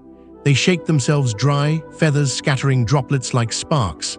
Some perch high, eyes fixed on the still roiling clouds, as though already anticipating the next storm. For them, the memory of chaos lingers not as fear, but as strength. The gift of the storm. Storms are dangerous, but they are also teachers. In their violence, the feathered ones learn to master unpredictability, to feel the hidden muscles of the air, to trust that wings are not fragile ornaments, but tools built for resilience. What once was terror becomes practice, and what once was chance begins to sharpen into skill. For the storm has whispered a truth: the sky will not always be kind. To claim it, they must be more than survivors. They must be dancers of wind and rain, heirs not only of calm breezes, but of tempests. And as the sun returns, painting the wet world in fire and gold, the feathered pioneers lift their wings once more, scarred, shaken, but stronger. The storm is gone. Its rage has passed into memory, leaving the forest cleansed and glistening. Water beads along every needle, dripping like crystal tears into the soil below. The lagoon, restless through the night, now lies still again, its surface smooth and silver beneath the first pale wash of morning light. The air, once heavy with chaos, feels cool and new, as though the world itself has exhaled. Into this hush comes a different rhythm, the quiet, deliberate beating of wings. The first light. Before the sun crests the horizon, the forest breathes in twilight. Mist curls low across the ground, rising in tendrils between the trees. The canopy, still damp, releases the fragrance of resin and earth. Here in this softened world, the feathered ones stir. They preen feathers dampened by the night's rain, tugging and aligning each barb, restoring the integrity of their fragile armor. Feathers, once burdened by water, are now smooth and ready to catch the morning air. One by one, they climb toward the highest perches, seeking the open view. From here, the horizon stretches wide, and the first hints of gold glow against the edges of the clouds. A hush holds for a moment longer, then, with a single leap, the day begins. Glides of confidence. The leaps of dawn are no longer hesitant. The trials of storms have taught them strength and flexibility. Where once wings trembled, now they adjust with certainty, spreading wider, tucking tighter, shifting with precision. A glide across the canopy becomes longer, more deliberate. Some even dare to rise above the treetops, curving arcs against the misty sky. Their calls echo, high and clear, not cries of fear but proclamations of presence. The dawn is theirs to claim, each gliding a declaration that they have survived, and that they are learning, growing, becoming more than they were. Communion in the air. As the sun's rim finally breaks the horizon, light floods the world in gold. It paints every wing, every feather, until they gleam like fire. The feathered ones gather in small flocks, their numbers weaving patterns in the air. Where once each creature flew alone, testing itself against the unknown, now they move together, arcs overlapping, turns mirroring one another. These morning flights are not only practice, they are communion. Bonds strengthen in the air, voices rising in chorus as wings flash in synchrony. They begin to understand that to fly together is to be safer, to learn more quickly, to create a living map of the sky's shifting currents. The lagoon's reflection. Over the lagoon, the air is steady, the water mirroring their movements. They sweep across its surface, shadows trailing on the silver sheen, each glide doubled in reflection. A few dip close enough that their wingtips ripple the surface, sending widening circles outward. For a moment, sky and water blend, and they seem to fly between two worlds. Predators stir below, shadows that remind them of danger, but this morning, none rose. The silence grants them freedom to explore, to dare longer flights. Their confidence grows with each circuit, each wingbeat carrying them farther from hesitation and closer to mastery. Whispers of song.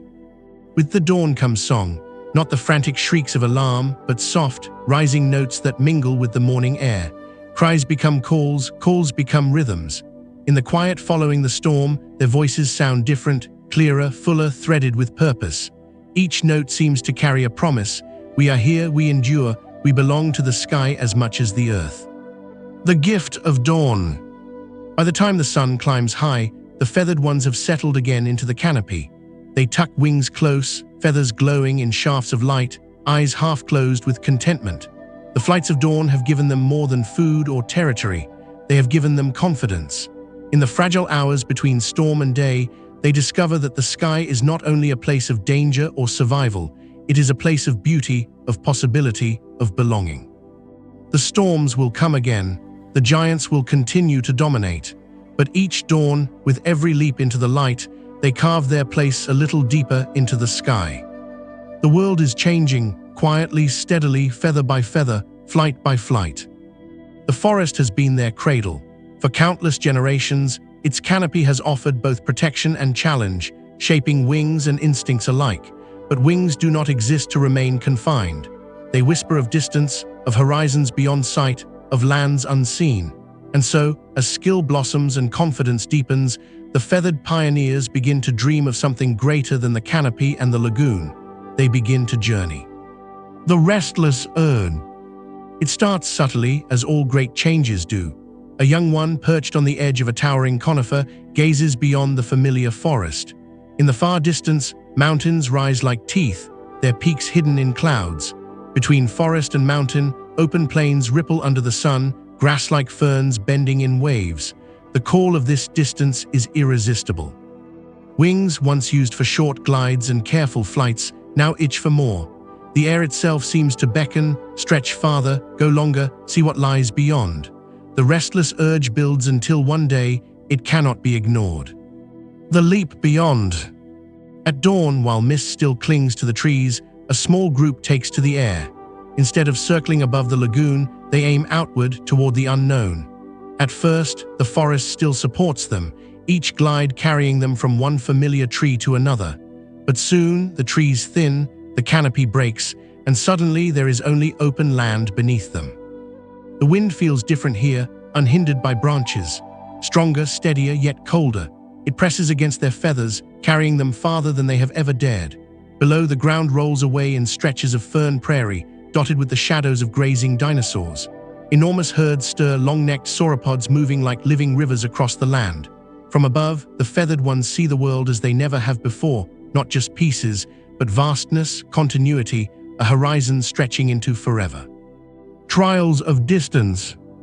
The great journey is not without pain. Wings that glide easily for minutes now ache after hours. Muscles burn, feathers fray. Hunger gnaws as insects become scarce in the open plains. Some falter, drifting down to the ground where predators lurk. Others persevere, learning to ride the higher air, where currents lift them with less effort. Through hardship, skill grows. They begin to sense the invisible roads in the wind, the thermals rising from sun-warmed stone, the drafts spilling off distant cliffs. Those who master these pathways glide farther with less energy, covering leagues that once seemed impossible. The journey becomes less a desperate struggle, more a lesson in patience and rhythm. Encounters on the plains. Out here, new dangers await. Raptors stalk the tall ferns, their eyes sharp, their leaps deadly. A feathered one swooping too low risks a sudden strike from below. Larger pterosaurs, too, claim the skis, their shadows sweeping over the plains with predatory intent. The feathered pioneers must remain watchful, weaving between sky and shadow, trusting their growing agility to survive. Yet the plains offer wonders too. From above, the travelers watch immense herds move in patterns like tides. They see rivers glinting like silver snakes across the land. They follow swarms of insects shimmering in the sunlight, feasting as they go. Every day reveals a wider, stranger world. The first resting grounds. At last, exhausted, they reach a new forest at the plain's edge. Strange trees rise here, taller, broader, with leaves shaped unlike the conifers they knew. The air smells different, heavy with unfamiliar resin and flowers just beginning to evolve. The pioneers land awkwardly at first, claws gripping new bark, wings drooping with weariness. Yet as they roost together, preening their worn feathers, they know something profound has happened. They have not just survived, they have traveled. The legacy of distance. The journeys grow longer with each generation. Some return to the old forest, carrying new instincts, new strength. Others remain in the new land, carving fresh territories, shaping different habits. The pattern repeats, restless wings, distant horizons, journeys that stretch farther than before. With every journey, they claim a little more of the world. Forest to forest, plain to plain, lagoon to mountain. They are no longer bound to a single place. The sky is becoming their road, and distance their inheritance. The first great journeys remembered. At dusk in the new forest, the pioneers settle together. Their voices rise in weary but triumphant chorus, echoing through alien branches. It is not only survival they sing of, but discovery. The first great journeys have begun, not only across the land, but across time itself, shaping a lineage that will one day span continents and outlast empires. The stars emerge, ancient and familiar, wheeling above both old forest and new. Under their gaze, the feathered ones rest, their wings folded, their bodies small, but their story vast, stretching farther with each leap into the unknown. The sky is no longer only a place of survival, it is becoming a stage. The feathered pioneers, stronger now after their great journeys, discover that wings are not just tools for gliding from branch to branch, nor only shields against storms or predators. They are banners, radiant canvases, instruments of beauty. And beauty has a purpose: to attract, to persuade, to bind lives together. The first displays. It begins with subtlety. A male, perched high above the lagoon at dawn, spreads his wings in a slow, deliberate arc. Sunlight catches his feathers, igniting them in hues of bronze and flame. He holds them wide, trembling slightly before leaping into the air. His glide is not the cautious, practical movement of the past. It is deliberate, theatrical, a ribbon of color stretched across the morning. Others notice. A female tilts her head, her eyes following the curve of his descent. Around them, more males attempt the same, leaping from perches, twisting midair, showing the strength of their wings, the richness of their plumage. The air begins to fill with patterns, not only flight but dance. The canopy as stage. The forest itself becomes a theater. In sunlit clearings, males flash wings in arcs of gold and shadow, while females watch from shaded perches. Above the canopy, some rise on early thermals, circling and crying out, their voices echoing against the dawn. Even in the misted evenings, when light slants low, pairs gather in branches, brushing feathers together in soft ritual, exchanging murmurs like vows. Every leap becomes both a test and a message. I am strong enough to master the wind. I am clever enough to survive storms. I am bold enough to dance in the open sky. Risk and reward. Courtship is not without danger. Predators linger at the edges of these displays, drawn by the cries and the conspicuous flashes of color. A careless leap, too showy or too long, may end in a strike from above or below. Yet still the dances continue. For in this risk lies promise.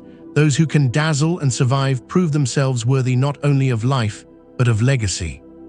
It is in these moments that beauty becomes more than ornament. It becomes a signal, strength disguised as elegance. Feathers that once were only insulation or gliding aids now shimmer with subtle shades, lengthening into streamers, forming crests, catching light in ways that turn survival into spectacle. Songs in the air. Alongside movement comes voice. Where once cries were only alarms or calls, they began to weave into patterns. Males trill in rising notes as they glide, their songs carrying across the forest. Females respond with softer phrases, gidding or rejecting with tone alone. At dawn, entire groves ring with voices layered over wingbeats, a chorus of air and song entwined. The forest, once filled only with rustles, insect hums, and the distant bellows of dinosaurs, now hums with new music. It is a music not of necessity, but of choice, of beauty carved from survival, shaping bonds that will ripple into future ages. Pair bonds in flight. Not all dances are solitary. Sometimes two leap together, their wings brushing as they spiral downward in mirrored arcs.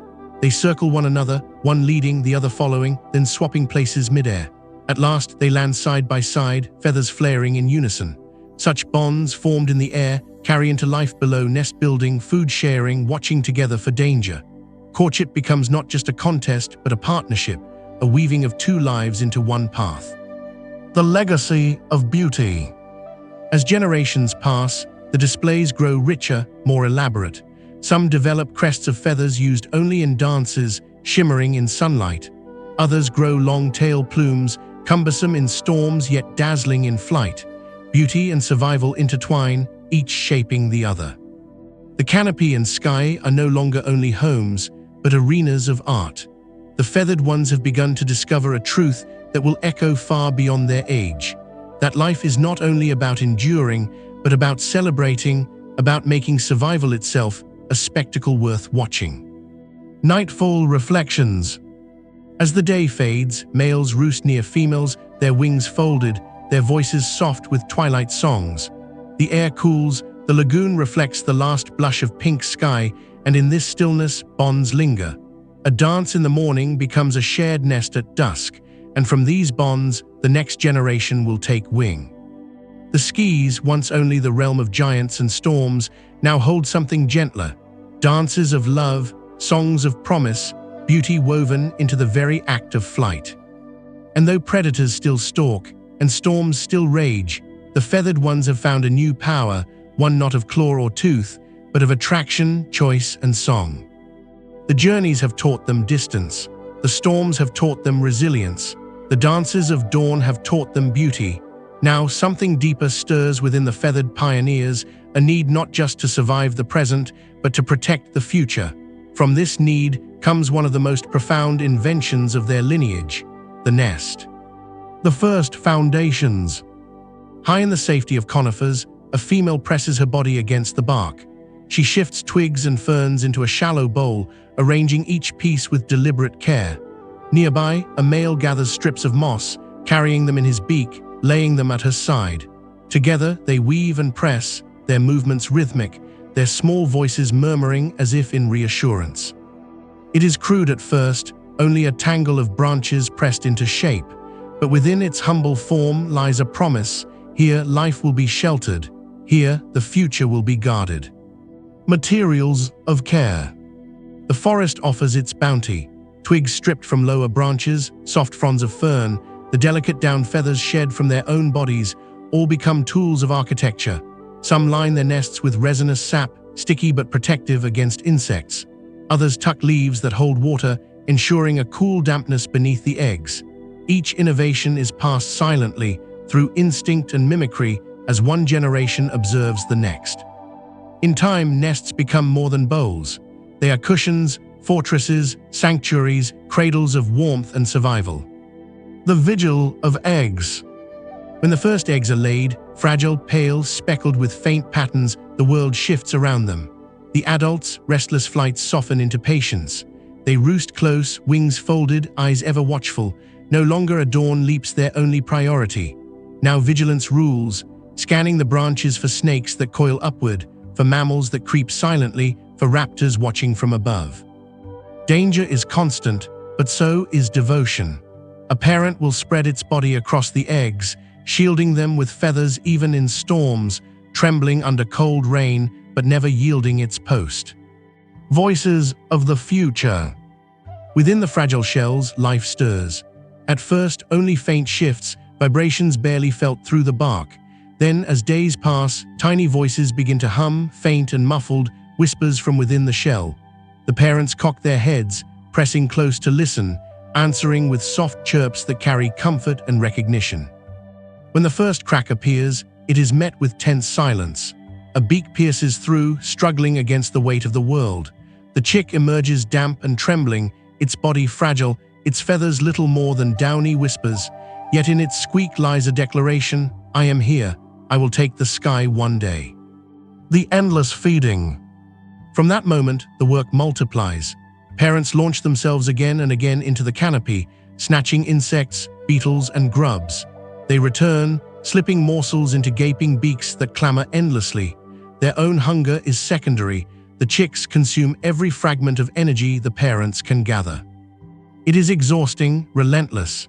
Yet there is joy in it, too, the joy of persistence, of watching weak bodies grow stronger, of seeing small wings stretch for the first time. The first fledglings. When the young ones are ready, the nest itself becomes a stage. A chick, feathers still patchy, steps to the edge of the branch. Its wings shiver, its call sharp with fear and determination. The parents cry encouragement, circling close. With a sudden burst of courage, the chick leaps. At first it stumbles, wings flapping wildly, but the air, patient as always, rises to meet it. The glide is clumsy but real. The fledgling lands awkwardly in a lower branch, eyes wide with the shock of survival. The parents cry out, triumphant. The promise of the nest has been fulfilled. The legacy of nests. Not all survive. Some eggs are taken, some chicks fall, some nests destroyed, but enough to endure.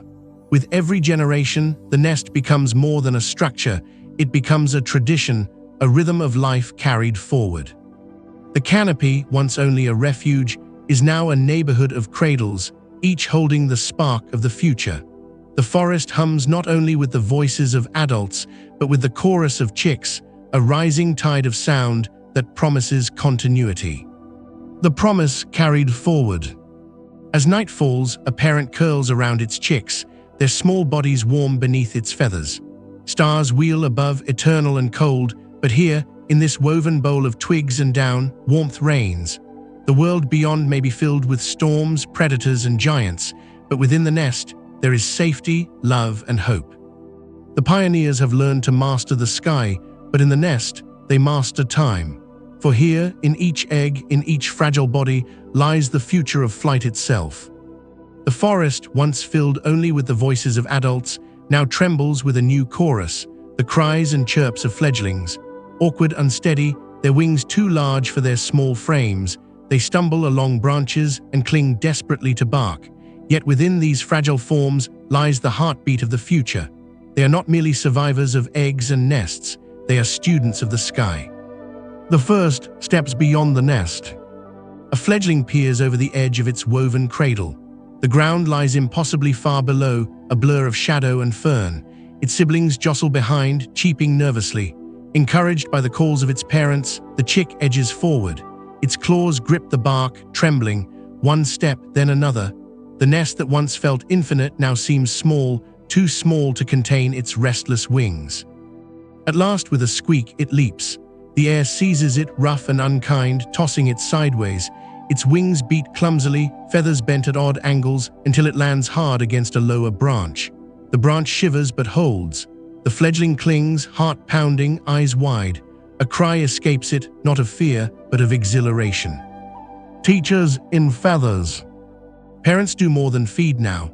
They demonstrate. One circle above the fledgling, wings spread wide, gliding with practiced grace. Another swoops low, banking sharply before alighting on a branch, calling for its chick to follow. The young watch, mimic, and learn. Their failures are many, crashes into bark, clumsy flutters that end in bruising tumbles, but each mistake builds instinct, each attempt strengthens the wing and muscle. Some older juveniles, already steadier in flight, become guides for the younger, leading them through the canopy like tutors. Together, they practice short glides between trees, chirping encouragement when one falters, celebrating with trills when another succeeds. Games of the canopy. What begins as practice soon becomes play. The fledglings chase one another through shafts of sunlight, their cries bright with joy. They dart between branches, tumble in midair, and hang upside down from twigs, flapping wildly before letting go. Each game, though seemingly frivolous, teaches them control, how to angle wings, how to use tails as rudders, how to roll through the air without losing balance. The forest becomes their classroom, every branch a desk, every gust of wind a lesson. The canopy rings with laughter-like chirps, the joyous clamor of young ones discovering the language of air. The harsh lessons. Not all lessons are gentle. A fledgling who strays too far may draw the eye of a predator. Raptors climb silently, their gaze fixed on unsteady wings. Snakes coil upward, jaws poised. Sometimes the air itself betrays, a sudden downdraft sweeping a young one into a brutal fall. Loss comes quickly, and it is felt in the silence that follows. But survival is the teacher of teachers. Those who remain grow sharper, more cautious, more skilled. Each danger that survives carves wisdom into their young minds, shaping them into masters of the canopy. Moments of triumph. One fledgling, once the weakest of its brood, finally spreads its wings at dawn. With a determined cry, it leaps farther than ever before, gliding cleanly from one conifer to another. Its parents answer with exultant calls, while its siblings trill with awe. The fledgling preens proudly, feathers fluffed, basking in the warmth of achievement. These triumphs ripple through the community. Each success strengthens the flock, ensuring that more will rise into the air, carrying forward the promise of their kind. The bond of generations. Even as the young grow bolder, the adults remain close. They perch nearby, eyes watchful, ready to swoop at the first sign of danger. Their guidance is patient, their care unceasing. In every glance, in every encouraging call, there is a reminder that flight is not just an instinct, it is a gift passed down, feather by feather, lesson by lesson. The sky as inheritance. By season's end, the fledglings are no longer bound to the nest. They leap confidently into the open, circling above the forest, their cries weaving into the dawn chorus. Where once they stumbled and flailed, now they carve arcs across the sky, their movements clean, their wings sure. The forest has raised them, the parents have taught them, the air itself has tested them. Now the young claim their inheritance, the freedom of the sky, the right to journey, the promise of becoming more than their parents ever were. Nightfall in the canopy. As dusk falls, the young huddle close to their families, feathers touching, voices soft. They will sleep under the same stars that guided their ancestors, dreaming not of branches and nests, but of distance, of horizons still unseen. In their dreams, wings carry them farther, higher, freer. And so, with every lesson of youth, the future of flight grows stronger. The young, once helpless and fragile, are becoming the next dancers of the sky, heirs to a legacy that will one day conquer continents. The forest has always been alive with sound, wind hissing through the conifer needles, insects humming in waves, the distant bellows of great beasts that roam the plains. But now, something new swells within the canopy, weaving into the old rhythms. It is the chorus of the feathered ones, a rising tide of voices layered across generations. The forest does not merely live, it sings. The dawn chorus. At first light, the canopy trembles with calls. Adults greet the sun with sharp cries, territorial and proud. Juveniles add higher, more uncertain notes, their voices still breaking into squeaks. Fledglings contribute softer peeps and trills, fragile yet insistent. Together, these voices swell into a tapestry of sound, echoing from treetop to treetop, spilling into the air above. The chorus is not random. It is a language in the making. Short bursts of warning ripple outward when a predator prowls below. Long, rising trills signal greetings or reassurance to chicks. Repeated patterns mark boundaries. This branch is mine, this nest is ours. The forest awakens not only to light, but to conversation. Lessons in song. For the young, every voice is a lesson. They mimic the cries of their parents, repeating until their calls sharpen into clarity. They experiment with notes in play, stringing together sounds that sometimes echo, sometimes falter, until their songs take shape. Parents encourage with soft murmurs, correcting tone and timing. In this way, songs are passed down as surely as feathers, building a shared vocabulary that binds the flock. Each generation adds something new, slight variations, flourishes, patterns that enrich the forest's soundscape. The canopy in harmony. At midday, while sunbeams slice through the branches, the forest hums with activity. Fledglings practice short flights, their wings beating erratically as they chase one another in games of courage. Their laughter-like chirps blend with the deeper cries of adults circling overhead. From hidden nests, chicks squeal for food, their hunger piercing but persistent, a reminder of the forest's endless cycle of care. All of it together, the trills, the calls, the squeaks, the songs, becomes a living orchestra. The forest itself seems to vibrate with it, the air thick with layers of communication. Even predators, moving silently in the shadows, cannot help but betray their presence, for silence amid so much sound is suspicious, and the chorus shifts in warning before danger strikes. Generations intertwined. Here no voice stands alone. Elders croon softly to their mates. Parents call encouragement to fledglings. The young answer with bright chirps, mimicking and learning. The chorus is not a collection of individuals, but a weaving together, each life adding its thread. The forest is no longer just a backdrop for survival. It is a community, a network of voices supporting and shaping one another. The new sound of the world. Travelers from afar, pterosaurs soaring above, or other creatures wandering into the canopy, encounter not just the rustle of trees, but the unmistakable music of birds in their infancy. It is a sound new to Earth, unlike the droning of insects or the booming of dinosaurs. It is lighter, more playful, yet charged with meaning. It is a herald of change, the first hint of a world where song will one day dominate dawn across every continent. Evening echoes. As the sun lowers, the chorus shifts. Adults grow quieter, their voices softening into reassurance for their broods. Fledglings, tired from play, still chirp drowsily, their sounds blending into the hush of twilight. One by one, the voices fade, leaving only the soft peeps of chicks tucked safely in their nests, answered by the low hum of parents settling into slumber. Yet even as silence returns, the memory of the day lingers. The forest has become more than a collection of trees and creatures. It has become a choir, an ecosystem alive not only with survival, but with voices shaping identity, community, and the very fabric of the future. The promise of song. Stars prick the sky as the forest quiets. Beneath them, the feathered pioneers dream of flight and of sound. The chorus will return with the next dawn, richer, louder, more complex. What began as simple cries of survival is already becoming art, a celebration, a way of binding life together. And so the forests of the late Jurassic echo not just with life, but with many voices, a harmony that will one day grow into the songs that define birds across all ages to come. The forest has raised them. It has taught them the language of branches, the strength of feathers, the rhythm of storms, and the songs of kin. Yet the sky, wide and waiting, does not end at the canopy. Beyond the green ocean of trees lie grasslands, rivers, volcanic ridges, and seas that glitter like mirrors.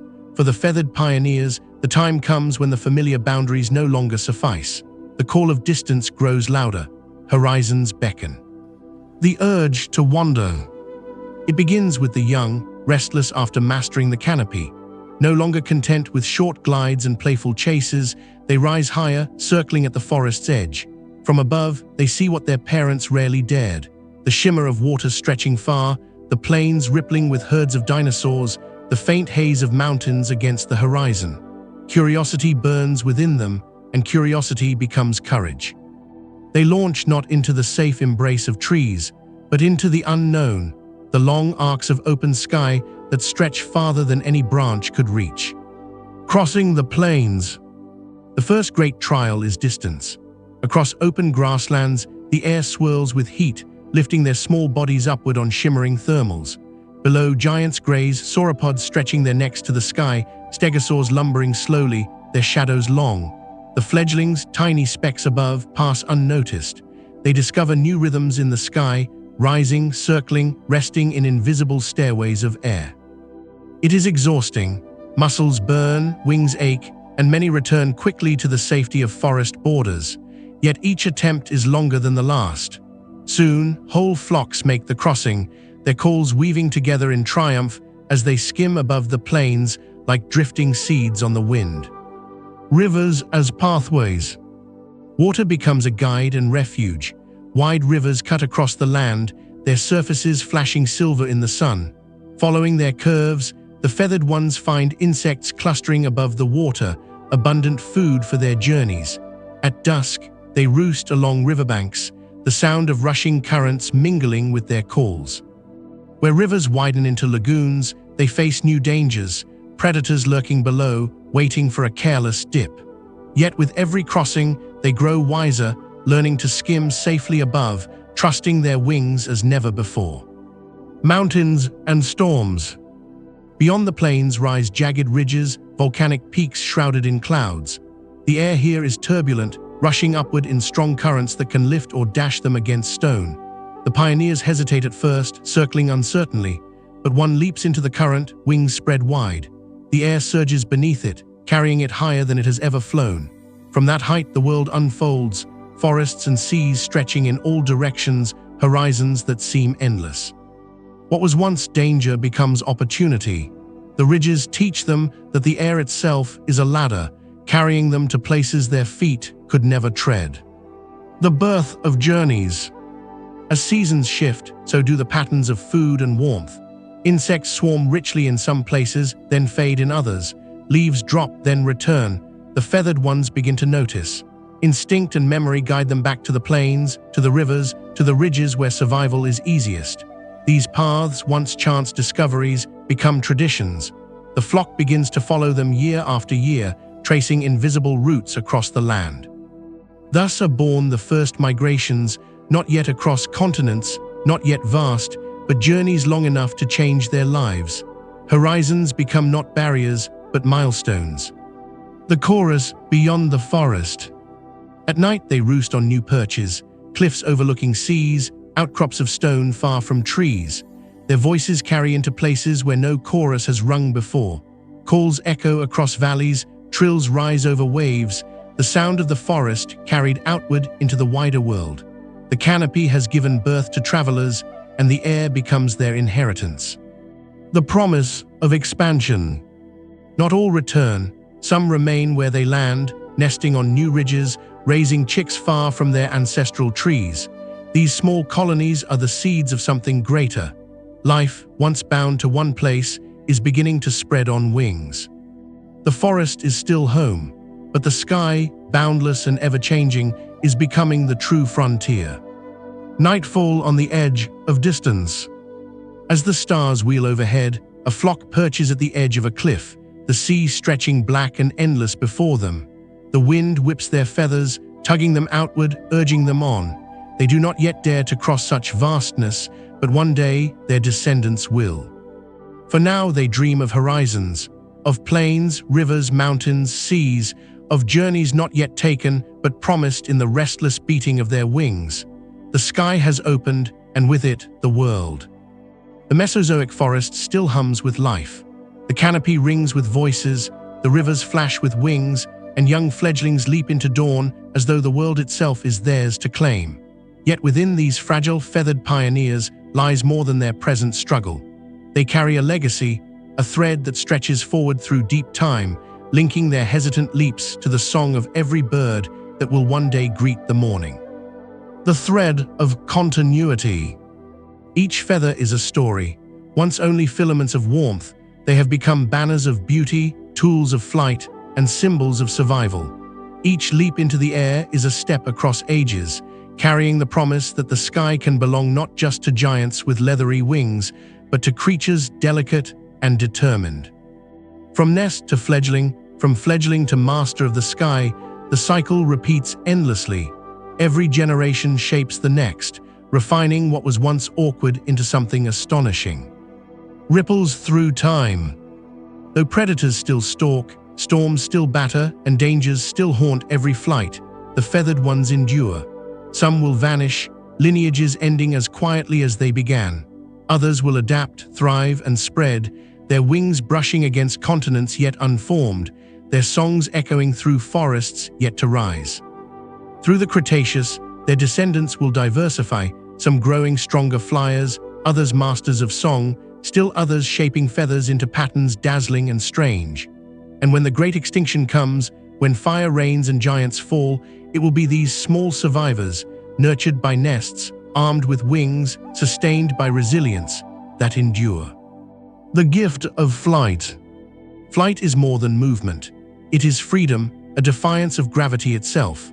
For these early pioneers, it began as clumsy glides and desperate escapes, but in their determination, they uncovered something eternal: the joy of the sky, the exhilaration of wind under wing, the boundless possibility of air as home.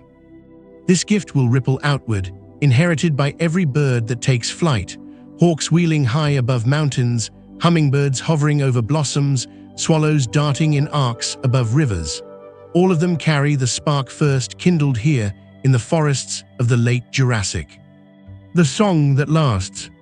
Already the canopy hums with the first attempts at song, trills, chirps, and calls that bind flocks together.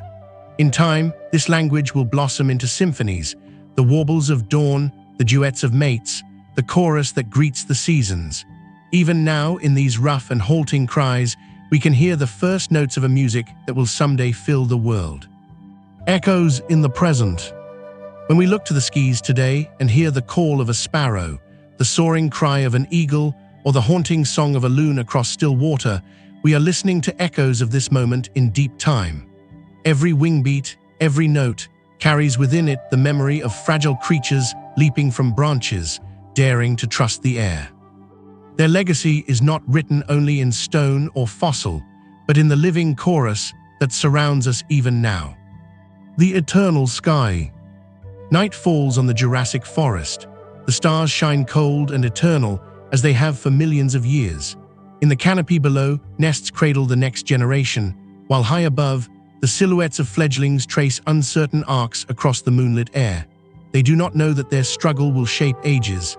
They do not know that they carry the seed of a future where wings will span every corner of Earth. But they leap, and they sing, and they endure. And in doing so, they weave a legacy of feather and sky, one that will never end, so long as there are wings to beat against the wind and voices to greet the dawn. The story of the late Jurassic forests drifts now to a quiet close.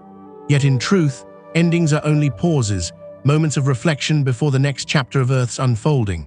We have walked beneath towering conifers, listened to the first shy trills that grew into chorus, and watched fragile wings turn hesitation into mastery. We have seen fledglings stumble, rise, and claim the skies above their ancient world. These were not giants. They were not rulers of continents, nor titans of bone and scale. They were small, delicate, and easily overlooked. And yet, it is in these small survivors that the future was written. For every sparrow at the window, every gull wheeling over the sea, every songbird greeting the dawn, each carries within its feathers the memory of those first leaps among Jurassic branches. The legacy of the feathered ones is not just survival, it is resilience. It is beauty born from necessity, flight born from fall, song born from silence. It is the reminder that even in a world dominated by monsters, the smallest voices can outlast the roar. As the last light of day fades in our ancient forest, imagine the hush as nests settle, as fledglings curl into warmth, as stars begin their patient watch above. Hear the faintest chirp, soft but insistent, a whisper that has never truly ceased. That whisper still drifts across the ages, carried on every breeze, alive in every bird that greets the morning. So let us leave this place gently, carrying with us the comfort of continuity, the knowledge that what began as fragile attempts in distant eons has become a chorus that will never fall silent.